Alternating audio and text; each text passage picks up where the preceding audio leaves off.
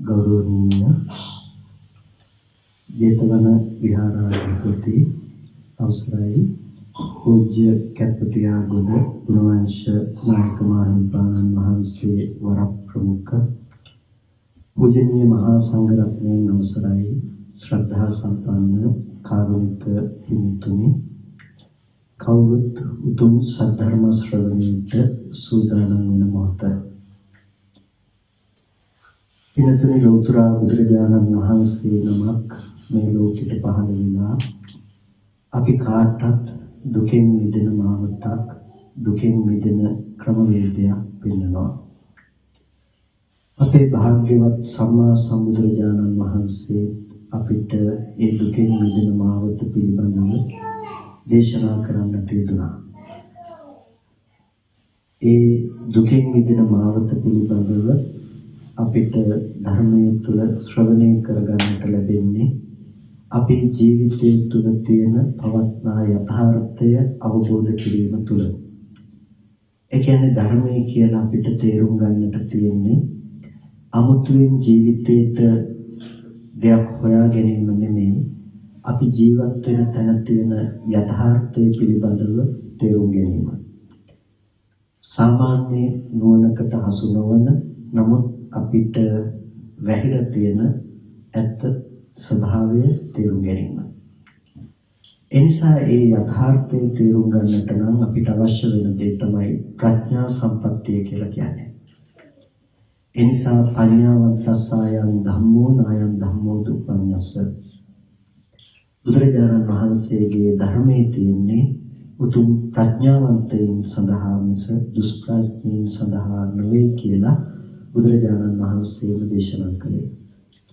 ඒ ප්‍රඥාවන්ත බව සහ දුෂ්ප්‍රඥ භාවය තීරණය කරන්නේ බාහිරය තුළ උගත් බව තුළ නෙමෙයි, පේන දෙයට ඔබෙන් නුවණ පවත්වන්නට පුළුවන්ද කියන ස්වභාවය තුළිනුයි ප්‍රඥ බව සහ දුෂ්ප්‍රඥ බව තීරණය කරන්නේ. ඒ කියන්නේ නුවණැති බව, ප්‍රඥාවන්ත බව සහ උගත් බව කියන කාරණා දෙකක්. උගත් බව සහ ප්‍රඥාවන්ත බව දෙකම එකක් වුණොත් උගත් ඇත්තෝ මරාගෙන වෙන්නේ නැහැ නේද?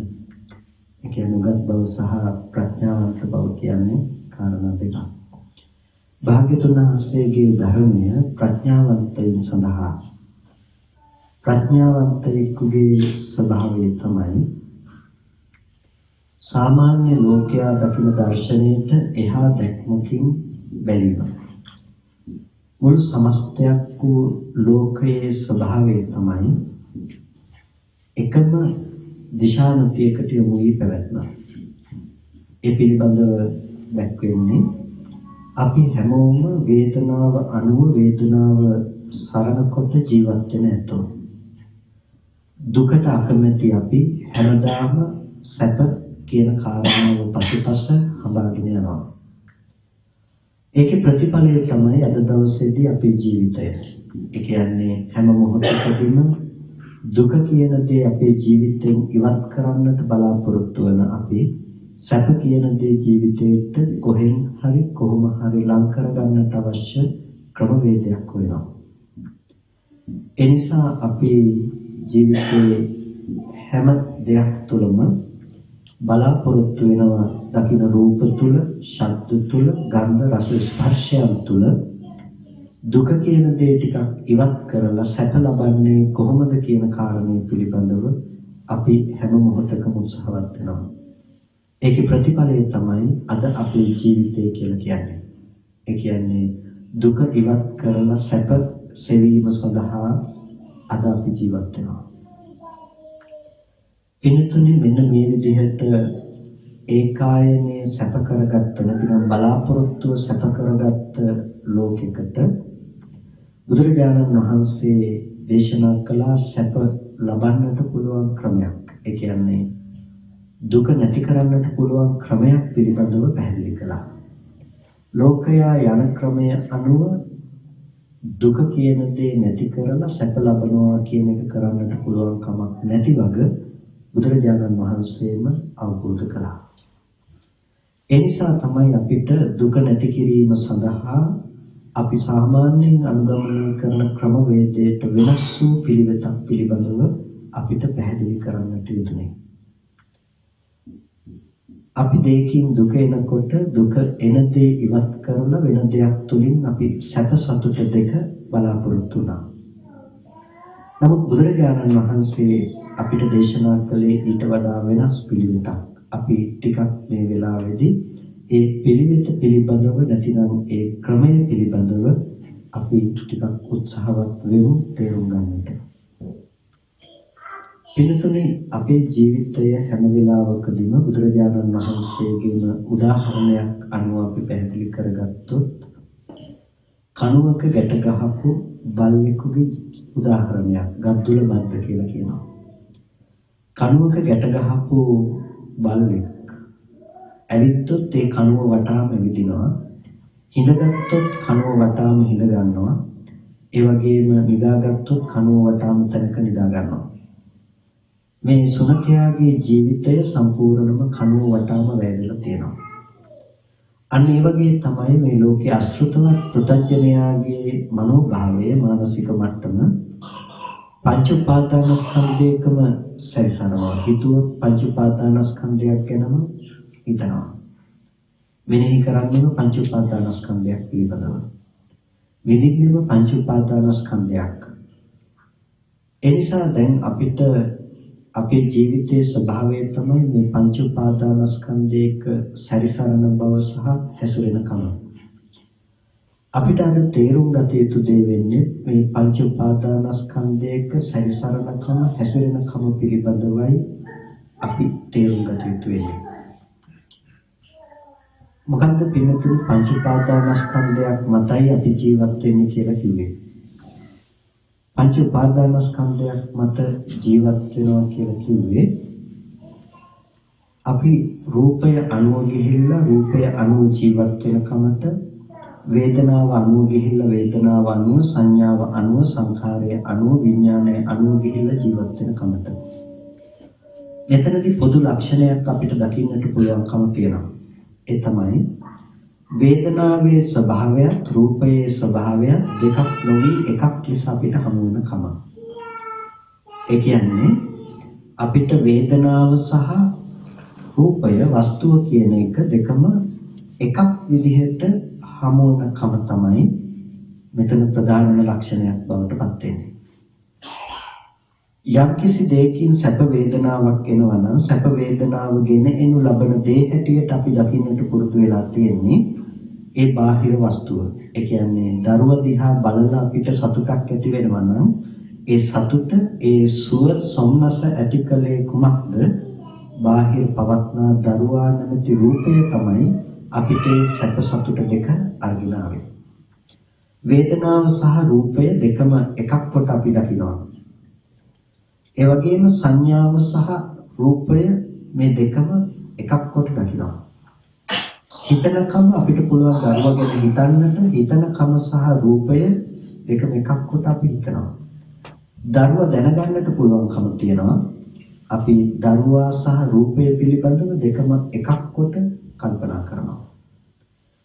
මේ පංච උපාදානස්කන්ධයම අපිට අද නියෝජනය කරලා තියෙනවා පුද්ගල භාවයක්. ඒ කියන්නේ දරුවා වූ සත්ව ආත්ම පුද්ගලයේ ලෝකයේ තුල विद्यमान වෙනවා කියන ස්වභාවය. ඒකට කියනවා රූපං අත්තතෝ සමනුපස්සති කියලා. රූපය ආත්මවත් විදිහට දකිනවා. කොහොමද රූපය ආත්මවත් විදිහට දකින්නේ? අපි අවට මේ ආත්මවත් වූ රූප තියෙනවා, ආත්මවත් වූ පුද්ගලයන් ඉන්නවා කියලා අපිට පෙනෙන කමම තමයි රූපං අත්තතෝ සමනුපස්සති කියලා කියන්නේ. රූපය ආත්මවත් කොට දකින බව. පිනතුනි මේ රූපය ආත්මවත් කොට දකින කම කෙලෙසයක ඵලයක්. ඒ කෙලෙසයක ඵලය තමයි අපිට අද අපේ ජීවිතයේ සැප සහ දුක කියන කාරණාව උරුම කරලා දෙන්නට පුළුවන්කම ලැබිලා තියෙන්නේ හේතුව බවට පත් වෙලා තියෙන්නේ. අපි කියවනේ රූපය ආත්මවත් කොට අපිට ලැබෙනවා කියලා. දැන් ආත්මවත් වූ රූපයට අපිට පුළුවන්කම තියෙනවා සැප සතුට දෙක ගෙනල්ලා දෙන්නට. ඒ කියන්නේ දරුවට පුළුවන්කම තියෙනවා ඔබව සතුටින් තියන්නට. ඒ වගේම දරුවට පුළුවන්කම තියෙනවා ඔබ දුකටපත් කරන්නටත්. එතකොට දුක සහ සතුට කියන එක ගෙනවිත් දෙන එක අද බාර වෙලා තියෙන කොහෙටද? බාහිර රූපයට පුළුවන්කම තියෙනවා අපිව දුකටපත් කරන්නට සතුටටපත් කරන්නට. ඒ විදිහටම තමයි අපි ගත්තොත් අජීවී වස්තුවක් එතකොට කොහොමද ආත්ම සංඥාව උපදවන්නේ කියලා කෙනෙකුට කල්පනා කරන්නට පුළුවන්. අජීවී වස්තුවක් නැතිනම් අපි ගත්තොත් මිල මුදලක් වටිනා වාහනයක් ගියක් දොරක් වගේ දෙයක අපිට කොහොමද පේන රූපයක ආත්ම සංඥාවක් උපදින්නේ කියලා. මොකද ඇතැම් වෙලාවට මේ කරුණු කාරණා පිළිබඳව අපේ අනවබෝධයක් තිබුණොත් මේ තුළ අධර්ම මතවාදයන් නැතම් වෙලාවට වර්ධනය වෙන බවක් අපිට දකින්න පුළුවන්කම තියෙනවා.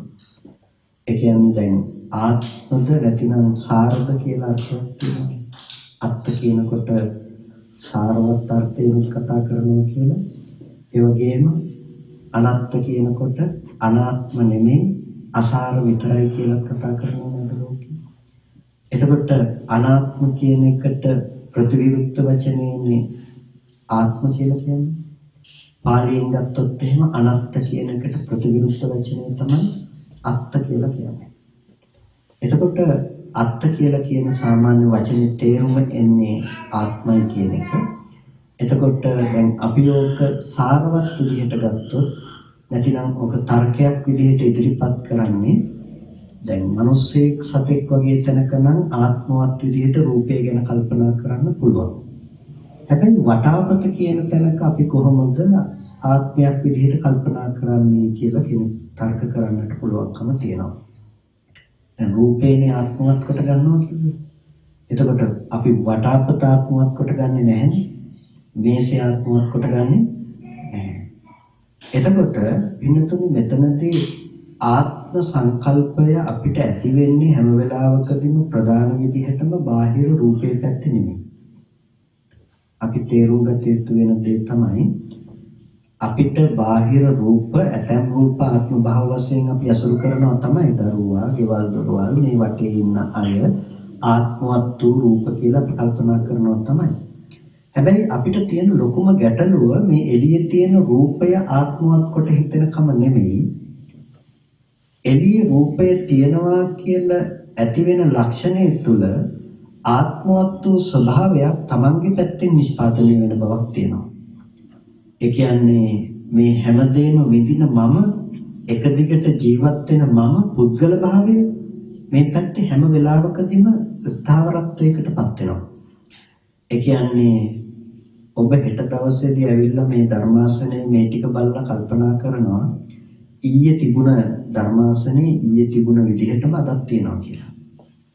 ඒකෙන් ඔබ ධර්මාසනය ගැන කතා කරනවා වගේම තවත් කතාවක් කියනවා. ඒ තමයි ධර්මාසනයේ එළියේ තියෙනවා වගේම ඊයේ තිබුණු ධර්මාසනයේ අදත් තියෙනවා නම් ඊයේ ඉඳලා ධර්මාසනයේ දැකපු මම ජීවත් වුණා. එතකොට දැන් මම ජීවත් වුණ බවට සාධකයේ කොහෙන්ද අපිට ඉදිරිපත් උනේ?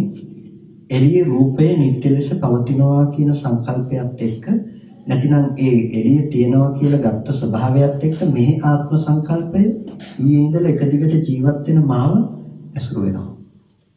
එතකොට දැන් අපිට හැම අවස්ථාවකම නොකඩවා ආත්ම සංකල්පේ Tamange පැත්තෙන් ඉහිලා තියෙනවා. බාහිර රූපයත් ආත්ම වශයෙන් විтин විට උපාදාන කරලා තියෙනවා. ආධ්‍යාත්මික පැත්ත අපි අනවතරයෙන් අත් නොහැර ආත්ම භාව වශයෙන් අපි කල්පනා කරලා තියෙනවා. එතකොට මෙන්න මේකේ ප්‍රතිඵලය තමයි අපිට ලෝකයේ විඳින්නට පුළුවන් ලෝකයේ ආස්වාද වශයෙන් ගන්නට පුළුවන් මට්ටමේ පුද්ගලයෙක් නිර්මාණය කරලා තියෙනවා. දැන් ඉන්න මට පුළුවන් ලෝකේ සතුටු වෙන්න, ඉන්න මට පුළුවන් ලෝකේ දුක් වෙන්න. ලෝකයට පුළුවන් මේ දේ මට ගෙනල්ලා දෙන්න. මෙන්න මේක තමයි අද අපේ ජීවිතයේ තියෙන ස්වභාවයේ බවට පත් වෙලා තියෙන්නේ. ඒ කියන්නේ ලෝකයට පුළුවන්කම තියෙනවා අපිව සතුටින් තියන්නටත්, ලෝකයට පුළුවන්කම තියෙනවා අපිව දුකින් තියන්නටත්. එහෙනම් අපිට මොකක්ද කරන්නට වෙලා තියෙන්නේ? ලෝකෙට ඕන විදිහට ජීවත් වෙන්නට ඕනේ. ඇයි? නැත්තම් දුක එනවා. අපි කැමති රූපේ රැක්කේ නැති වුණොත් ඒ රූපේ නැති වෙලා යනවා. නැති වෙලා ගියොත් අපිට දුක එනවා. දුක එන නිසා අපි ඒ රූපය රැක ගන්නවා. අපේ ජීවිතේ ඕක නෙමෙයිද? හොඳ රූප රකින්නට, ශබ්ද ගන්ධ රස ස්පර්ශ ලබන්නට අපි උත්සාහවත් වෙන කමට තමයි අපි ජීවත් වෙනවා කියලා අද කියන්නේ. වෙනතුනේ මෙතනදී ප්‍රධාන වශයෙන්ම අපිට තියෙන ගැටලුවක්. ඒ තමයි වස්තුව සහ දෘෂ්ටිය පිළිබඳව තියෙන අනුභූතිය. වස්තුව සහ දෘෂ්ටිය පිළිබඳව තියෙන අනුභූතිය. වස්තුව කියලා කියන්නේ අනාත්ම ධර්මතාවයක්. අපි කතා කළොත් රූපස්කන්ධය කියන ස්වභාවයට කියන අපි වස්තුව කියලා. දෘෂ්ටිය කියලා කියනවා අපි ඒ වස්තුව පිළිබඳව ඇති කරගන්න සංකල්පමය වශයෙන් ඇති කරගන්න එකට කියන අපි දෘෂ්ටිය කියලා. මේ දෙකම එකක් වුණොත් එහෙම ඒකේ ප්‍රතිඵලය අපේ ජීවිතේ වටිනකම් හම්බ වෙන ලෝකයක් අපිට හම්බ වෙනකම. වස්තුව සහ දෘෂ්ටිය දෙකම එකක් වෙලා පේනකම. දැන් මේ මොකක්ද ඇහුවොත් ඔබ කවුරුත් කියන්නේ මේක වටාපතක් කියලා. මේක වටාපතක් කියන එක ඔබ දැක්කද ඔබ දැනගත්තද? අපි වටාපත කියන එක දැනගත්තා. දකින්න මට්ටමට කියන්නේ රූපය කියලානේ. රූපය කියන එක කවදාවත් වටාපත ගේන්නේ නැහැ. රූපය ඇතුලේ තිබිලා වටාපත එනවා නම් මේ වටාපත නැතිනම් මේ රූපය දකින්න මේ ගැන කිසිත් නොදන්නා මිනිස්සෙකුටත් මේක දකින්නකොට වටාපත ගැන හැඟීමක් ඇති වෙන්න ඕනේ. නමුත් එහෙම වෙන්නේ නැහැ. එහෙනම් රූපය දකින්න තැනක අපි තමයි දැනගන්නේ වටාපත කියලා දැනගන්නේ අපි. එතකොට ඒක දැනගත්ත දේ මිසක දැක්ක දේ නෙමෙයි. එතකොට දකින්න ස්වභාවයට ඒ කියන්නේ පාට ටිකට වර්ණ සටහනට අන්න ඒකට කියනවා වස්තුව කියලා. එතකොට ඒක වටාපත මේ සඳහා භාවිත කරන දෙයක්. ඒ පිළිබඳව වටිනකමක් දෙන කමට අපි කියනවා දෘෂ්ටිය කියලා. වස්තුව සහ දෘෂ්ටිය දෙකම එකතු වුණාට පස්සේ ඔබට අද දකින්න පුළුවන් වටාපතක් හම්බ වෙනවා. දැන් ඔබට පුළුවන් දකින්න පුළුවන් වටාපත ගැන කැමති වෙන්න පුළුවන්, එක්ක අකමැති වෙන්න පුළුවන්, නැත්නම් කැමතිත් නොවි අකමැතිත් නොවි ඉන්න පුළුවන්කම තියෙනවා. කැමති වුණොත් ඒකට කියනවා ලෝභය කියලා, අකමැති වුණොත් ඒකට කියනවා ද්වේෂය කියලා. කැමතිත් නොවි අකමැතිත් නොවි ඉන්න උපේක්ෂාවේ මෝහය අනුසය වෙනවා. එහෙම නැත්නම් ඔබට පුළුවන් මේක අරගෙන ගිහිල්ලා අලෝභ ද්වේෂ සමෝසහගතව පූජා කරන්නට. නැතිනම් කුසලයක් සිද්ධ කරගන්න පුළුවන්. කොහෙන් ගියත් කුසල් අකුසල් කියන කර්ම සිද්ධ කරගෙන තියෙනවා.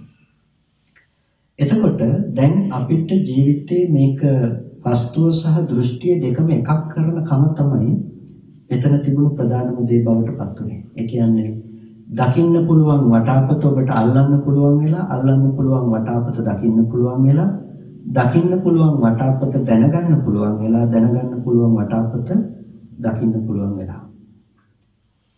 තම ලෝකේ වටිනකම ගොඩනගලා තියෙන අන්න ওই විදිහට.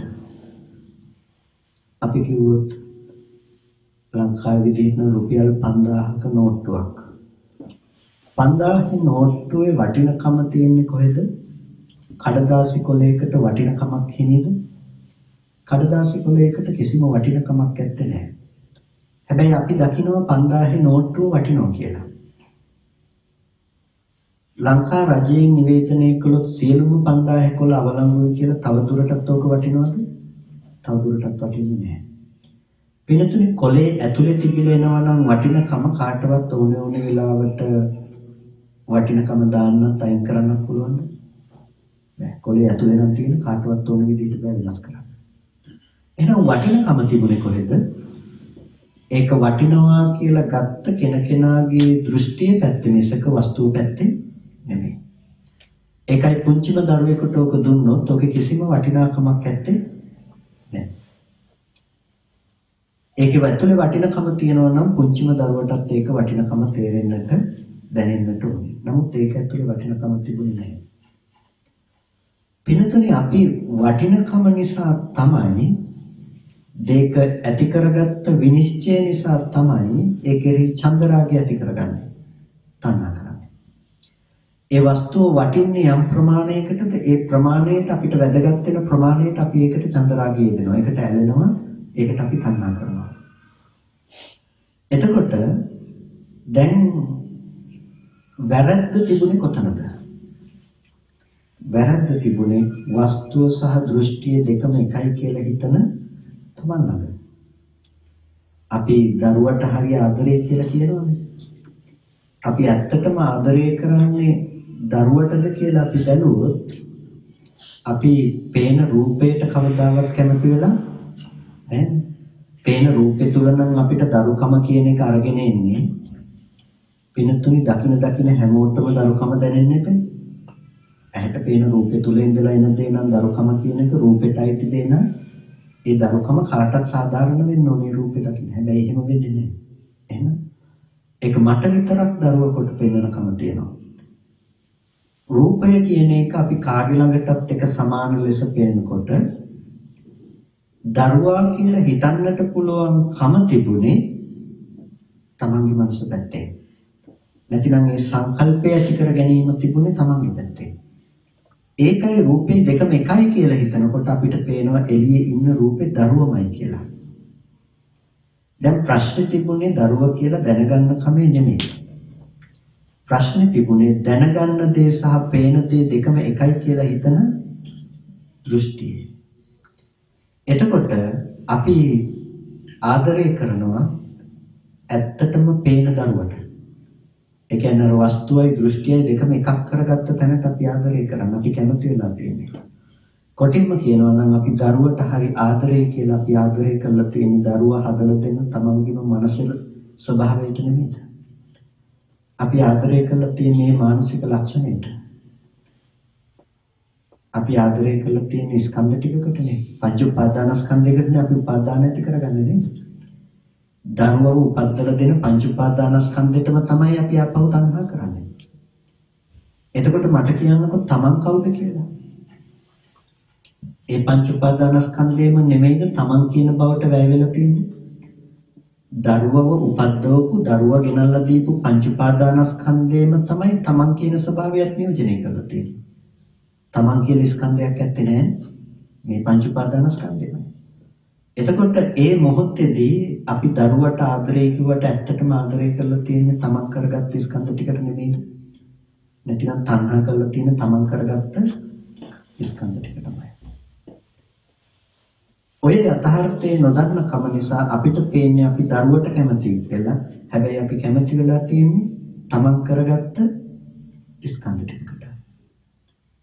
එතකොට මෙතන මේ යථාර්ථයේ තමන් ගැනමයි කැමැත්ත ඇති කරගන්නේ කියන යථා ස්වභාවය නොදන්න කම නිසා අපි මොකද කරන්නේ? එළියේ ඉන්නේ දරුවමයි කියලා තීරණය කරනවා. එළියේ ඉන්නේ දරුවමයි කියලා තීරණය කරනවා. එතකොට රූපේ වෙනස් වෙනකොට අපිට ගෙනල්ලා දෙන්නේ අර පුංචි කාලේ ඉඳලා හිටපු දරුවා වෙනස් වුණා කියලා. දැන් ජීවිතේට දුක කියන දේ ගලාගෙන එනවා. ඒක නතර කරන්න පුළුවන් කමක් නැත්තේ. එතකොට අපිට ජීවිතේට දුක කියන දේ ගලාගෙන එන්නට පදනම වුණේ හේතුව වුණේ අපි ළඟ තිබුණු වැරදි දෘෂ්ටිය යථාර්ථය නොදන්නාකම. ඒකට අපි කිව්වා චතුරාර්ය සත්‍ය ධර්මයේ නොදන්නාකම කියලා, නැතිනම් අවිද්‍යාව කියලා කිව්වා. මොකද්ද? දුක්ඛේ අඥානං, දුක්ඛ සමුදය අඥානං, දුක්ඛ නිරෝධය අඥානං, දුක්ඛ නිරෝධගාමිනී පටිපදාය අඥානං. දුක ගැන දන්නේ නැහැ, දුක ඇති වුණ හැටි ගැන දන්නේ නැහැ, දුකේ නැතිවීම ගැන දන්නේ නැහැ, දුක නැති කරගන්න ප්‍රතිපදාව පිළිබඳව දන්නේ නැහැ. දුක ගැන දන්නේ නැහැ කියලා කිව්වේ දුක්ඛේ අඥානං කියලා කිව්වේ. දුකේ ස්වභාවය පිළිබඳව දන්නේ නැහැ. දුක දන්නේ නැහැ කියලා කිව්වේ දුක්ඛ වේදනාව පිළිබඳව දන්නේ නැහැ කියන එක නෙමෙයි. බුදුරජාණන් වහන්සේ එක වෙලාවකදී දේශනා කරනවා ඇතැම් වෙලාවට ඇතැම් වික්ෂුන් වහන්සේලා නැතිනම් ඇතැම් අය දුකෙන් පීඩිත වෙලා මගෙන් ඇවිල්ලා දුක ගැන අහනවා කියලා. දුකෙන් පීඩිත වෙලා මගෙන් ඇවිල්ලා දුක ගැන අහනවා. දුක නැති කරන ක්‍රමය ගැන අහනවා කියලා. එතකොට දැන් දුකෙන් පීඩිත වුණ කෙනාට දුක ගැන නැවත ඇසිය යුතු නෑ. දුක් වේදනාව දුක නම්. එනිසා දුක්ඛ වේදනාව නෙමෙයි දුක්ඛ ආර්ය සත්‍ය කියලා කියනකොට කතා කරන්නේ. දුක්ඛ ආර්ය සත්‍ය කියලා කියනකොට ඊට වඩා එහා ගියපු නුවණින් අවබෝධ කරගත යුතු නුවණින් තේරුම් ගත යුතු දෙයක් තමයි දුක්ඛ ආර්ය සත්‍ය කියලා කියනකොට කියන්නේ. එතකොට අපිට ඒ දුක කියන දේ තේරුම් ගන්නට වෙන්නේ ලක්ෂණ ටිකකින් මිසක වෙනත් දෙයකින් නෙමෙයි. දුක කියන දේ තේරුම් ගන්නට වෙන්නේ ලක්ෂණ ටිකකින්. දුක්ඛ වේදනාව දුක නම් ඒක අවබෝධ කරන්නට ඒක තේරුම් ගන්නට අපිට බුදුරජාණන් වහන්සේ නමක්ම ලෝකෙට අවශ්‍ය වෙන්නේ නැහැ. ඒ දුක්ඛ වේදනාව දුක නම් ඒක අබුද්ධෝත්පාද කාලෙක ඉන්න අයටත් දුක්ඛ වේදනාව තේරෙනවා. අන්‍යාගමික අයටත් තේරෙනවා. යටත් පිරිසෙන් ත්‍රිසංගත සතෙකු පවා දුක්ඛ වේදනාව කියන එක පිළිබඳව හඳුනනවා, ඔහුටත් දැනෙනවා, ඔහුත් විඳිනවා. ඒක නෙමෙයි දුක්ඛ ආර්ය සත්‍ය කියලා කියන්නේ. එහෙනම් මොකද්ද දුක්ඛ ආර්ය සත්‍ය කියලා කියන්නේ? මේ දුකෙන් පීඩිත වුණ ලෝකෙට දුක නිවීම පිණිස අවබෝධ කරගත යුතු ලෝක යථාර්ථයක් තියෙනවා. ඒ යථාර්ථයට කිව්ව දුක්ඛ ආර්ය සත්‍යයක් කියලා. ඒ දුක්ඛ ආර්ය සත්‍යයේ දුක කියලා කතා කරන්නේ දුක කිව්ව ගමන්ම අපිට හිතෙන්නේ එක්ක කයට දැනෙන දුකක් හරි මනසට දැනෙන දුකක් හරි. මේ දුක නෙමෙයි දුක්ඛ වේදනාව නෙමෙයි මේ දුක්ඛ ආර්ය සත්‍ය තුල කතා කරන දුක. එහෙනම් මොකද්ද? දුක්ඛ ලක්ෂණ ටිකක් තියෙනවා. දුක ඇති කරන දුක්ඛ ලක්ෂණ ටිකක් තියෙනවා. ඒ දුක්ඛ ලක්ෂණ ටික ගැන ඕනේ අපි කතා කරන්නට. අපි එක දුක්ඛ ලක්ෂණයක් ගත්තොත් පීලනට්ඨෝ පීලනාර්ථයේ දුක්ඛ ලක්ෂණය. පිළීම අර්ථයක් තියෙනවා. පිළීම කියලා කියන්නේ මානසික පිළීම නෙමෙයි, කායික පිළීමක් නෙමෙයි. මේ දිනතුන් අහලා තියෙන සත්‍යයමකේ කතා කරනකොට කතා කරලා තියෙනවා දුක සහ දුක්ඛ සත්‍ය අතර ඇති වෙනස. කායික දුක සහ මානසික දුක කියන එක දුක්ඛ සත්‍ය නෙමෙයි. කයට දැනෙන දුක සහ මනසට දැනෙන දුක කියන එක දුක්ඛ සත්‍ය වෙන්නේ නැහැ. එතකොට දුක්ඛ සත්‍ය කියලා කියනකොට කායික දුකත් මානසික දුකත් අතහැරලා තවත් දුකක් තියෙනවා නම් ඒකට කියනවා දුක්ඛ ආර්ය සත්‍ය කියලා. දුක්ඛ සත්‍ය. කයට දැනෙන්නේ නැහැ. මනසට දැනෙන්නේ නැහැ. අන්න ඒ දුකට කියනවා දුක්ඛ සත්‍ය කියලා. එතකොට ඒ කතා කරලා තියෙන වේදනා මාත්‍රයකින් පමණක් අරගෙන නෙමෙයි. ඒ නිසා දුක්ඛ සත්‍ය ඇති හැම තැනකම දුක නැහැ. දුක තියෙන හැම තැනකම දුක්ඛ සත්‍ය තියෙනවා. ඒ කතා කරපු දුක්ඛ සත්‍ය මොකද්ද? මෙන්න මේ දුක්ඛ ලක්ෂණයන්ගෙන් යුක්ත දුක්ඛාර්ය සත්‍යය. ඒ තමයි පීලනාර්ථයේ දුක්ඛ ලක්ෂණය. පීලනාර්ථය කියලා කියන්නේ පෙළීම් අර්ථය, පෙළීමේ ස්වභාව කොට ඇති අර්ථය. පෙළෙනවා කියලා කියන්නේ හිතේ පෙළීම, මානසික පෙළීම නෙමෙයි, හේතු ධර්මයන්ගේ ඇති පීලනාර්ථය. හේතු ධර්මයන්ගේ ඇති පෙළෙන ස්වභාවයට කියනවා පීලනාර්ථය කියලා. ඒ කියන්නේ යම්කිසි ඵලයක් උපදවන හේතු ධර්මතාවයන්ට ඕන විදිහට පවතින්නට බෑ නම් හේතු ධර්මතාවයන්ගේ පෙළීමේ ලක්ෂණයක් තියෙනවා. ඇස කියන එක සහ රූපය කියන එක Tamanට ඕන විදිහට පවතින්න පුළුවන් ධර්මයක් නෙමෙයි. ඇහැට ඕන විදිහට පුළුවන් ද රූප බලන්න? ඇහැට ඕන විදිහට රූප බලන්න බැහැ. අපි දන්නෝනේ ඇහැ කියන එකේ ස්වභාවය පිළිබඳව. ඒ කියන්නේ වර්ණ සටහනක් ඇහැට පතිත වෙනකොටම ඇහි ස්වභාවය තමයි ආලෝකයට පිච්චෙන නැතිනම් විදී යන ස්වභාවය. ඒක තමයි ඇහි ස්වභාවය. ඒක එක දිගටම තියාගෙන ඉඳීමේ හැකියාවක් ඇහැට ඇත්තේ නැහැ. ඒ වගේම රූපයට ඇත්තේ නැහැ හැකියාවක්. හැම වෙලෙම ඇහැට පතිත වෙලා තියෙන හැකියාවක් රූපයට ඇත්තේ නැහැ. එතකොට ඇහැ සහ රූපයේ හැකියාව මොකද්ද? මේ මොහොතේ හටගෙන මේ මොහොතේ නිරුද්ධ වෙන කම. ඒකට කියනවා අහුත්වා සම්භූතං මුත්වා න භවිස්සති. පෙර නොතිබීම හටගත්තා, ඉතුරු නැතුව නිරුද්ධ වුණා. ඒක තමයි ඇස සහ රූපයේ ස්වභාවය. එතකොට මේ හේතු ධර්මතාවයන්ගේ අනිත්‍ය නැතිනම් හේතු ධර්මතාවයන්ගේ පීලනාර්ථය දුක්ඛ ලක්ෂණයක්. ඒක වේදනාවකින් දැනෙන්නේ නැහැ. හේතුවට ඕන විදිහට පවතින්නට පුළුවන් කමක් නැහැ. හේතුවේ ස්වභාවය තමයි හටගෙන නිරුද්ධ වෙලා යන ස්වභාවය. එතකොට ඵලය ගැන කතා කරන්නට දෙයක් නැහැ. ඵලය නිකම්ම නැති වෙලා යන ස්වභාවයකින් යුක්තයි. ඒ නිසා හේතු ධර්මයන්ගේ තියෙන පීලනාර්ථයේ ස්වභාවයට කිව්ව දුක්ඛ ලක්ෂණයක් කියලා. සංකතට්ඨෝ සංකතාර්ථයෙන් දුකයි. සංකතයි කියලා කියන්නේ හේතු නිසා සකස් කරන බව. දැන් ඉස්සෙල්ලා කිව්ව හේතුන්ගේ පීලනාර්ථය දැන් කියන හේතු නිසා සකස් කරන බව දුක්ඛ ලක්ෂණය. ඒ හේතු නිසා සකස් කරා නම් හේතු නැති වෙනකොට ඵලය නැති වෙනවා කියන එක අහන දෙයක් නෙමෙයි. දැන් දුක කියන දේ කතා කළේ මොනතරම් ගැඹුරු තැනක ඉඳලාද? දුක කියන දේ කතා කළේ බොහොම ඊටාම ගැඹුරු සංදර්භයක ඉඳලා. ඒ කියන්නේ දැන් අද සමාජය තුළ ප්‍රශ්නයක් තියෙනවානේ අනිත්‍යද හරි කියලා. ඒක කියන්නට උදාහරණයක් ගන්නවානේ. ඒ කියන්නේ අනිත්‍ය කියන දේ වැරදි, අනිත්‍ය හරි. අනිත්‍ය කියලා කියන්නේ කැමැතිසේ නොවීම කියන අර්ථය අරගෙන.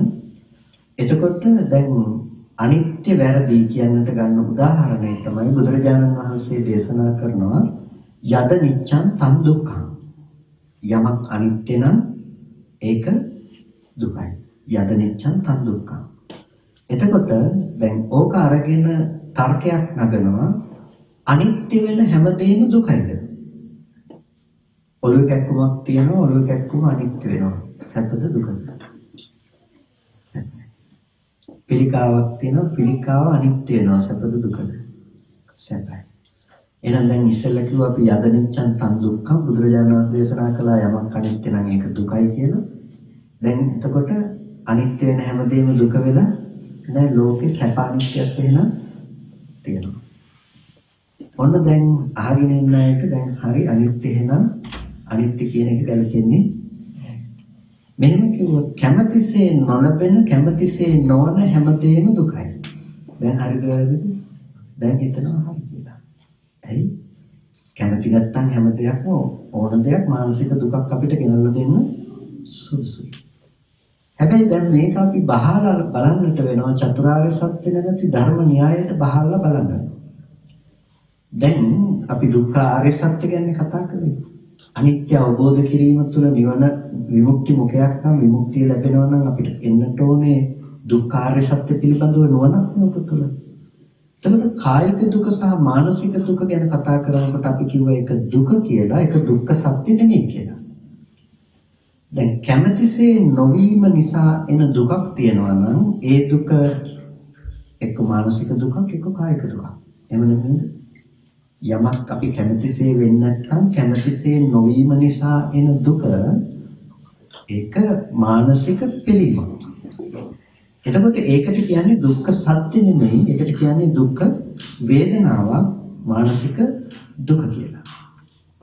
නමුත් මෙතනදී කතා කරන්නේ ඒ අනිත්‍ය නෙමෙයි කියන්නට ප්‍රධානම අනිත්‍ය නැතිනම් කැමැතිසේ නොවීම කියන අර්ථය නෙමෙයි කියන්නට හේතුව තමයි මේ කතා කරන්නේ දුක්ඛ ආර්ය සත්‍ය පෙන්වන්නට පුළුවන් දර්ශනයක්. ඒ කියන්නේ අනිත්‍ය ධර්මතාවයක්. අනිත්‍ය ධර්මතාවයක් කියලා කියන්නේ හේතු ටිකක් නිසා ගොඩනගන ඵලය හේතු නැති වෙනකොට නැති වෙනවා කියන දේ තමයි අනිත්‍ය කියන වචනේ ගලප දෙන්නේ. ඇයි හේතු ටික හටගන්න නිරුද්ධ වෙලා යනවා නම් ඒ නිසා හටගන්න ඵලය පුළුවන් ද නිට්ටය වෙලා තියෙන්න? ඒ නිසා හටගන්න ඵලය නිට්ටයව තියෙන්න බෑ. ඵලය නැති වෙලා යන ස්වභාවයකින් යුක්තයි. එතකොට යද නිච්ඡං තං දුක්ඛං කියලා කිව්වේ යමක් අනිත්‍ය නම් ඒක දුකයි කියලා කිව්වේ අනිත්‍ය හැමදේම නිසා දුක් වේදනාවක් උපදිනවා කියන නෙමෙයි. ඒක ගන්න අපිනේ. ගෙවල් කැඩලා බිඳිලා යනකොට අපිට දුක් වේදනාවක් එනවා කියලා හිතන්නේ අපි. දුක් වේදනාවක් එනවා කියන අර්ථය නෙමෙයි බුදුරජාණන් වහන්සේ තරදී පැහැදිලි කළේ.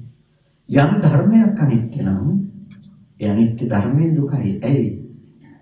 අනිත්‍යයි කියලා කිව්වේ මොකද්ද? මෙතනින් දුකයි කියලා කිව්වේ දුක්ඛ ආර්ය සත්‍ය. අනිත්‍යයි කියලා කිව්වේ මේ හේතුන්ගේ බිඳී යන ස්වභාවය. හේතු නිසා හටගත්තු ධර්මය. එතකොට ඇස සහ රූපය අනිත්‍ය ධර්මයක් නේ. ඇස අනිත්‍ය ධර්මයක්, රූපය අනිත්‍ය ධර්මයක්. චක්කු විඥානය එහෙනම් නිට්ටය වෙන්න පුළුවන්ද? බෑ. චක්කු විඥානය අනිත්‍යයි. එතකොට දැන් අපිට එතනින් පස්සේ හටගන්න මනෝවිඤ්ඤාණාදී ධර්මයන් අනිත්‍යයි කියලා අමුතුවෙන් කියන්න ඕනේ නිකම්ම අනිත්‍යයි. අනිත්‍ය කියන්නේ නැති වෙලා යන දෙයක්. එතකොට නැති වෙන යන දෙයක් පිළිබඳව අවබෝධයක් තමයි අපිට ගෙනල්ලා දීලා තියෙන්නේ. ඒක දෙයක් වස්තුවක් හැටියට නෙමෙයි ගෙනල්ලා දීලා තියෙන්නේ. පැහැදිලිද කරනවා? ගැඹුරු කතාවක් නෙවෙයි. ඒ කියන්නේ ඔළුවේ කැක්කම කියන උදාහරණෙටම පොඩ්ඩක් ඕක ඇතුළට දාලා බලන්නකෝ. දැන් අපි පැයක් තිස්සේ ඔළුවේ කැක්කම තිබුණොත් අපි පැයක් තිස්සේ තිබුණ ඔළුවේ කැක්කම විඳිනවනේ. හැබැයි ඔබ කවදාවත් පැයක් තිස්සේ තිබුණ ඔළුවේ කැක්කම විඳිනවද මේ මොහොතේදී? බෑ. මේ මොහොතේ ලැබෙන්නේ මේ මොහොතේ කයත් ස්පර්ශයත් නිසා ලැබෙන වේදනාව ලැබෙන ඔබට දුක් වේදනාවක්. ඒක හරියි. පැයකට කලින් තිබුණු වේදනාව මීට තප්පරයකට කලින් තිබුණු වේදනාව දැන් දැනෙන්න පුළුවන්ද? ඒක දැනෙන්න බෑ. එහෙනම් පැයක් තිස්සේ තිබුණු ඔළුවේ කැක්කුම දැනෙන්නේ කොහෙටද? මේ මොහොතේ කයත් පොට්ටබ්බයත් එකතු වෙන තැනදී ඇති කරගන්න මානසික ස්වභාවය තමයි මට පැයක් තිස්සේ ඔළුව රිදෙනවා කියලා කියන කම. ඒ නිසා තමයි අසෘතුව පුතජන එකම වේදනාවට දෙපාරක් දුක් විඳිනවා කියලා කියන්නේ. අසෘතුව පුතජනය එකම වේදනාවට දෙපාරක් දුක් විඳිනවා. කයත් ස්පර්ශය නිසා එන වේදනාවක් එනවා. පැයක් තිස්සේ ඔළුව ගෙක්කුම ඒක අතහරින්න බෑ. පැයක් තිස්සේ ඔළුව රිදෙනවා. එකම වේදනාවට දෙපාරක් දුක් විඳිනවා. එතකොට දැන් අපිට පැයක් තිස්සේ ලැබෙන ඔළුවේ කැක්කුම කියන එක සම්පූර්ණම අභූත දෙයක්. ඒ කියන්නේ බොරුව නිසා අපි විඳින දුක. මේ මොහොතේ අපිට ඔළුවේ කැක්කුමක් විඳින්නට නිෂ්පාදනය කරලා දෙන්නට පැයක් තිස්සේ තියෙන ඔළුවේ කැක්කුමක් නිෂ්පාදනය කරලා දෙන්නට වැය වුණේ මොකද්ද? නිත්‍ය සංඥාවක් නේ. පැයකට කලින් ඉඳලා හිටපු මම සහ මගේ ඔළුව තියෙනවා මට ඔළුවේ කැක්කුම විඳින්න. හැබැයි යම් කෙනෙකුට නුවණක් ඥාන දර්ශනයක් ඇති වුණොත් කයත් ස්පර්ශයත් නිසා හටගත්තු වේදනාව ඒ මොහොතේ නිරුද්ධයි කියලා. වෙනතුයි කයට ඔළුව තියනවද? කයට ඔළුවක් නැහැ, ඔළුවට කයක් නැහැ. ස්පර්ශයට ඔළුවක් නැහැ, ඔළුවට ස්පර්ශයක් නැහැ. තේරුණාද? මේක ටිකක් ගැඹුරු කතාවක්. අපි කය කියලා හිතනකොට අපි හිතාගෙන ඉන්නේ මේ අඩි 5ක 6ක එකක් අපිට තියෙන එක ගැන කතා කරනවා කියලා. නෑ මේ කතා කරන්නේ ඒක නෙමෙයි.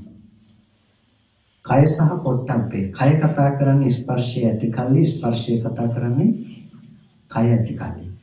කය නැතුව ස්පර්ශය කතා කරන්නේ, ස්පර්ශය නැතුව කය කතා කරන්නේ නෑ. ඇඟිලි තුඩු දෙක නම් ස්පර්ශය අපේ මුළු කයම කතා කරන්න පුළුවන්කම තියෙන කොතනට සාපේක්ෂවද? ස්පර්ශයට සාපේක්ෂව විතරයි. එහෙම නැතුව අපිට මුළු අඩි 5ක 6ක මේ පේන කය අපි විඳින්නේ නෑ. කය තියනවා කියලා ඔබට දැනෙනවා නම් කය තියෙන බවට දැනෙන්නේ මොකක් නිසාද? ඒ කයට ස්පර්ශයක් ගැටුණොත් විතරයි. කය තියනවා කියලා ඔබට තේරෙන්නේ කයට ස්පර්ශයක් ගැටුණොත් විතරයි. එහෙම නැත්නම් ඒක දැනෙන්නේ නෑ කය තියනවා කියලා. ඒ නිසා යම් තැනක කය හට ගන්නවා නම් එතන ස්පර්ශය තියෙනවා, ස්පර්ශය තියෙනවා නම් එතන කය තියෙනවා. ස්පර්ශ වෙනකොට ස්පර්ශය තුළ ඔබට දැනෙනවද අඩි 5ක 6ක ඇඟක ස්පර්ශය? ඒක දැනෙන්නේ නැහැ. ගැටෙන බව විතරයි, තද ගතිය විතරයි දැනෙන්නේ. එතකොට ඒ තද ගතියට කිව්වා පොට්ටබ්බේ කියලා. ඒ පොට්ටබ්බේ ගෝචර කරගන්න ආධ්‍යාත්මික පැත්තට කිව්වා කය කියලා. එතකොට ඕකට ඇඟිලි තිබුණේ නැහැ. ස්පර්ශය කියන ස්වභාවයට ඇඟිලි තිබුණේ නැහැ. අපි හිතින් හදාගන්න පුළුවන් ස්පර්ශයට ඇඟිල්ලටයි යටුනේ කියලා. ඒක හිතින් උපදින දේ මිසක ස්පර්ශ වෙන මාත්‍රේ නෙවෙයි. අන්න ඒ වගේ තැනක් තමයි අපි කතා කළේ ඔළුවේ කැක්කුම ගැන. ඔළුවේ කැක්කුමක් කරන තැනකදී ඇත්තටම කැක්කුම නැහැ. ඔළුවේ කැක්කුමක් කරන තැනකදී ඇත්තටම කැක්කුම නැහැ. මොකද ඒක මනෝවිඤ්ඤාණ පැත්තෙන් හදන එකක්. ඔළුවේ කැක්කුම කියන එක අර වේදනාවම ඒ ධර්මතා ටිකම ඔසවලා මනෝවිඤ්ඤාණය පැත්තෙන් නිර්මාණය කරන දේ මිසක කයත් පොට්ටබ්බයක් තියෙන තැන නෙමෙයි ඒක. කය නොවන තැනක කය උපදවලා විදින තැනක් ඒක. එතකොට ඒක ටිකක් ගැඹුරු වැඩි වෙන්න පුළුවන්. අපි ටිකක් පස්සට ඇවිල්ලා කතා කරමුකෝ. අපිට එතකොට තේරුම් ගන්න තියෙන දේ තමයි අපි ලෝකයේ තුල අනිත්‍ය කියන ධර්මය ගැන කතා කරනකොට අපි හිතන සීමාව තුළ පේන දෙයක නැති වෙන බව, ඇති දෙයක නැති වෙන බව නෙමෙයි කතා කරන්නේ. ඔළුවේ කැක්කම නැති වෙන බව නෙමෙයි කතා කරන්නේ. එහෙනම් හේතු ධර්මයන්ගේ බිඳී යන ස්වභාවය. බුදුරජාණන් වහන්සේ කොයි වෙලාවකවත් අහන්න ගියේ නැහැ මහණෙනි ජේතවනාරාමයේ නිත්‍යද අනිත්‍යද මේ ගස් කොළන් නිත්‍යද අනිත්‍යද කියලා අහන්න ගියේ නැහැ. ඇහුවේ මොකද්ද? මහණෙනි ඇස නිත්‍යද අනිත්‍යද රූපේ නිත්‍යද අනිත්‍යද? ඇති දෙයක නැති බව නෙමෙයි ඇහුවේ. ඇස නිත්‍යද අනිත්‍යද රූපේ නිත්‍යද අනිත්‍යද? එතකොට ඇහැ අනිත්‍ය නම් රූපය අනිත්‍ය නම් ඒ නිසා ගොඩනැගෙන චක්කු විඤ්ඤාණය අනිත්‍යයි කියලා අමුතුවෙන් කියන්න ඕනේ නෑ. චක්කු විඤ්ඤාණය අසුරු කරගෙන ගොඩනැගෙන මනෝ විඤ්ඤාණය අනිත්‍යයි කියන අමුතුවෙන් කියන්න අවශ්‍ය නෑ. දැන් එතකොට මෙතනදී කතා කරලා තියෙන්නේ අපින් අහන්න සුදුසු නෑ පිළිකාව හොඳ වෙන එක දුකද සැපද කියලා අහන්න දෙයක් නෑ. එතකොට මෙතන දැන් තිබිලා තියෙනවනේ දුක්ඛ ලක්ෂණයක්. මොකද්ද දුක්ඛ ලක්ෂණය? හේතු නිසා ගොඩනැගුණු ධර්මයේ හේතු නැති වෙනකොට නැති වෙන ස්වභාවය හේතුන්ට පවතින බැරි ස්වභාවය දුක්ඛ ලක්ෂණය. දැන් ඕක දුක් වේදනාවටත් පොදුයි, සැප වේදනාවටත් පොදුයි, උපේක්ෂා වේදනාවටත් පොදුයි. යම් දුක් වේදනාවක් ගෙනාව නම් දෙක එතනටත් මේ හේතු නිසා ගොඩනැගුවා කියන ධර්මයේ පොදුයි. සැප වේදනාවක් කොට නැකුවා නම් සැප වේදනාව ඇති කලේ හේතු නිසානේ. එහෙනම් එතන දුක්ඛ ලක්ෂණ ටික නැද්ද? එතන දුක්ඛ ලක්ෂණේ තියෙනවා. එහෙනම් සැප වේදනාව කියන තැන දුකයි, දුක් වේදනාව කියන තැන දුකයි, උපේක්ෂා වේදනාව කියන තැන දුකයි. ඒ දුක කියන තැන කතා කළේ හේතු නිසා ගොඩනගපු අර්ථය. හේතු නිසා ගොඩනගපු අර්ථයෙන් මිසක වෙනත් අර්ථයකින් හේතු නිසා ගොඩනගපු දේ හේතු නැති වෙනකොට නැති වෙලා යන ස්වභාවයකින් යුක්තයි. මේකට කිව්වා දුක්ඛ ආර්ය සත්‍ය කියලා. දුක්ඛ ආර්ය සත්‍ය පිළිබඳව දකිනකොට අපිට සම්පූර්ණම දකින්න පුළුවන්කම තියෙන්නට ඕනේ අපේ ජීවිතයේ ස්වභාවය. ඒ කියන්නේ හැම මොහොතකම ස්කන්ධ ධර්මතාවයේ දුක්ඛ ආර්ය සත්‍ය ලෙස. හේතු නිසානේ සකස් වෙන්නේ. එහෙනම් මේ හේතු නිසා සකස් වෙන හැමදේම දුක්ඛ ආර්ය සත්‍යයෙන් යුක්තයි. කොටින්ම කියනවා නම් රහතන් වහන්සේ කියන තැන සත්‍යමකයේ තුල විග්‍රහ කරනවා එතන දුක්ඛ ආර්ය සත්‍ය පළක්මක් කියන්නේ. එතකොට දුක නොපවතින්න පුළුවන් මානසික දුක අපි උපදව ගන්න දුක නෑ. ඒ දුක නිරුද්ධ කරලා. හැබැයි හේතු නිසා ගොඩනගෙන ස්කන්ධ ටිකේ පැවැත්ම සිද්ධ වෙනවා. එතකන් දුක්ඛ සත්‍ය ගැන කතා කරන්නේ වෙනවා. එතකොට දැන් දුක්ඛ සත්‍ය ගැන යම් කෙනෙක් අවබෝධ කරනවා නම් ඒ කෙනාට නැති වෙලා තියෙන දෙයක්. මොකද්ද නැති වෙලා තියෙන්නේ? සමුදය නැති වෙලා. හේතු ටික නැති වෙලා. අපි උත්සාහවත් වෙන්නේ හේතුව නැති කරන්න ගොඩක් වෙලාවට. තණ්හාව නැතුව ජීවත් වෙන්නේ කොහොමද කියලා තමයි අපි උත්සාහවත් වෙන්නේ. නමුත් මේ ශාසනයේ තණ්හාව නැති කරන්න මඟ පෙන්වන දෙයක්ම නෙමෙයි. ඊට එහාට මඟ පෙන්වන්නේ. තණ්හාව කියනකොටත් අපි ටිකක් වැරදිවට අල්ලගන්න තැනක් තියෙනවා. ඒ තමයි දුක්ඛ සමුදය කියනකොට අපි හිතන්නේ තෘෂ්ණාව කියලා. ඒ කියන්නේ තෘෂ්ණාව කියලා කියන්නේ තණ්හාව, ලෝභය කියලා කියන්නේ. ලෝභය තමයි සමුදය කියලා හිතන්නේ.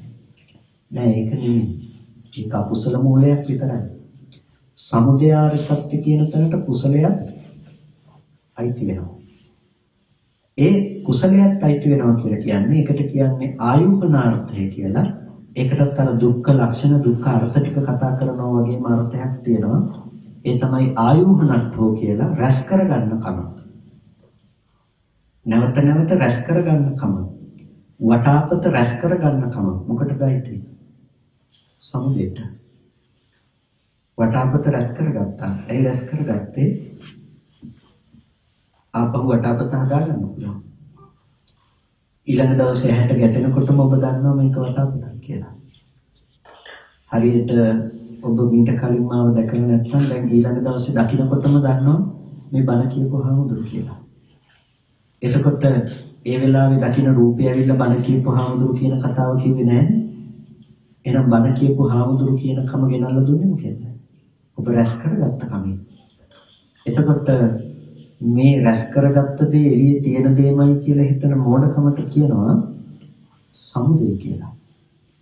ඔය සමුදය කියන එක හැම මොහොතකම හැම වෙලාවකදීම අද අපේ ජීවිතේ යෙදෙනවා. ඒ කියන්නේ මේ ඇති බවට හම්බෙන හැම තැනකම අපිට ඔය සමුදය කියන එක යෙදෙනවා. ඇයි අපි හැමදේම රැස් කරගන්න ස්වභාවයකින් යුක්තයි. එක පැත්තකින් තමන්ට රැස් වෙනවා.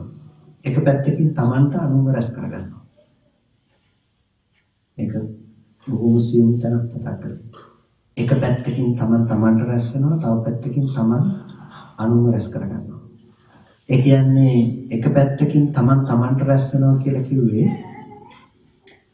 අපි හැම මොහොතකම අර මුලින්ම කතා කරා වගේ එළියේ රූපේ තියෙනවා නම් රූපෙ විඳින මම මේ පැත්තේ ඉන්නවා. ශබ්දය අහනවා නම් ශබ්දය අහන මම මේ පැත්තේ ඉන්නවා. ඒ හැම මොහොතකම තමන්ව මේ පැත්තෙන් නිෂ්පාදනය කරනවා. තමන්ට රැස් කරගෙන ඉන්නවා. ඒ විතරක් නෙමෙයි ඒ වස්තුවත් රැස් කරගන්නවා. ඉන්න මට පුළුවන් එළියේ වටාපත දකින්න, ඉන්න මට පුළුවන් එළියේ මේසෙ දකින්න. එතකොට දැන් ඒ අනුව අපි නිමිති අනුනිමිති රැස් කරලා ලෝකයක් නිර්මාණය කරගෙන තියෙනවා. දැන් අපිට පුළුවන් කැමැති අකමැති බව මේ තුල ගොඩනගන්නට. කැමැති අකමැති බව ගොඩනගන්නට පුළුවන්කම තියෙනවා.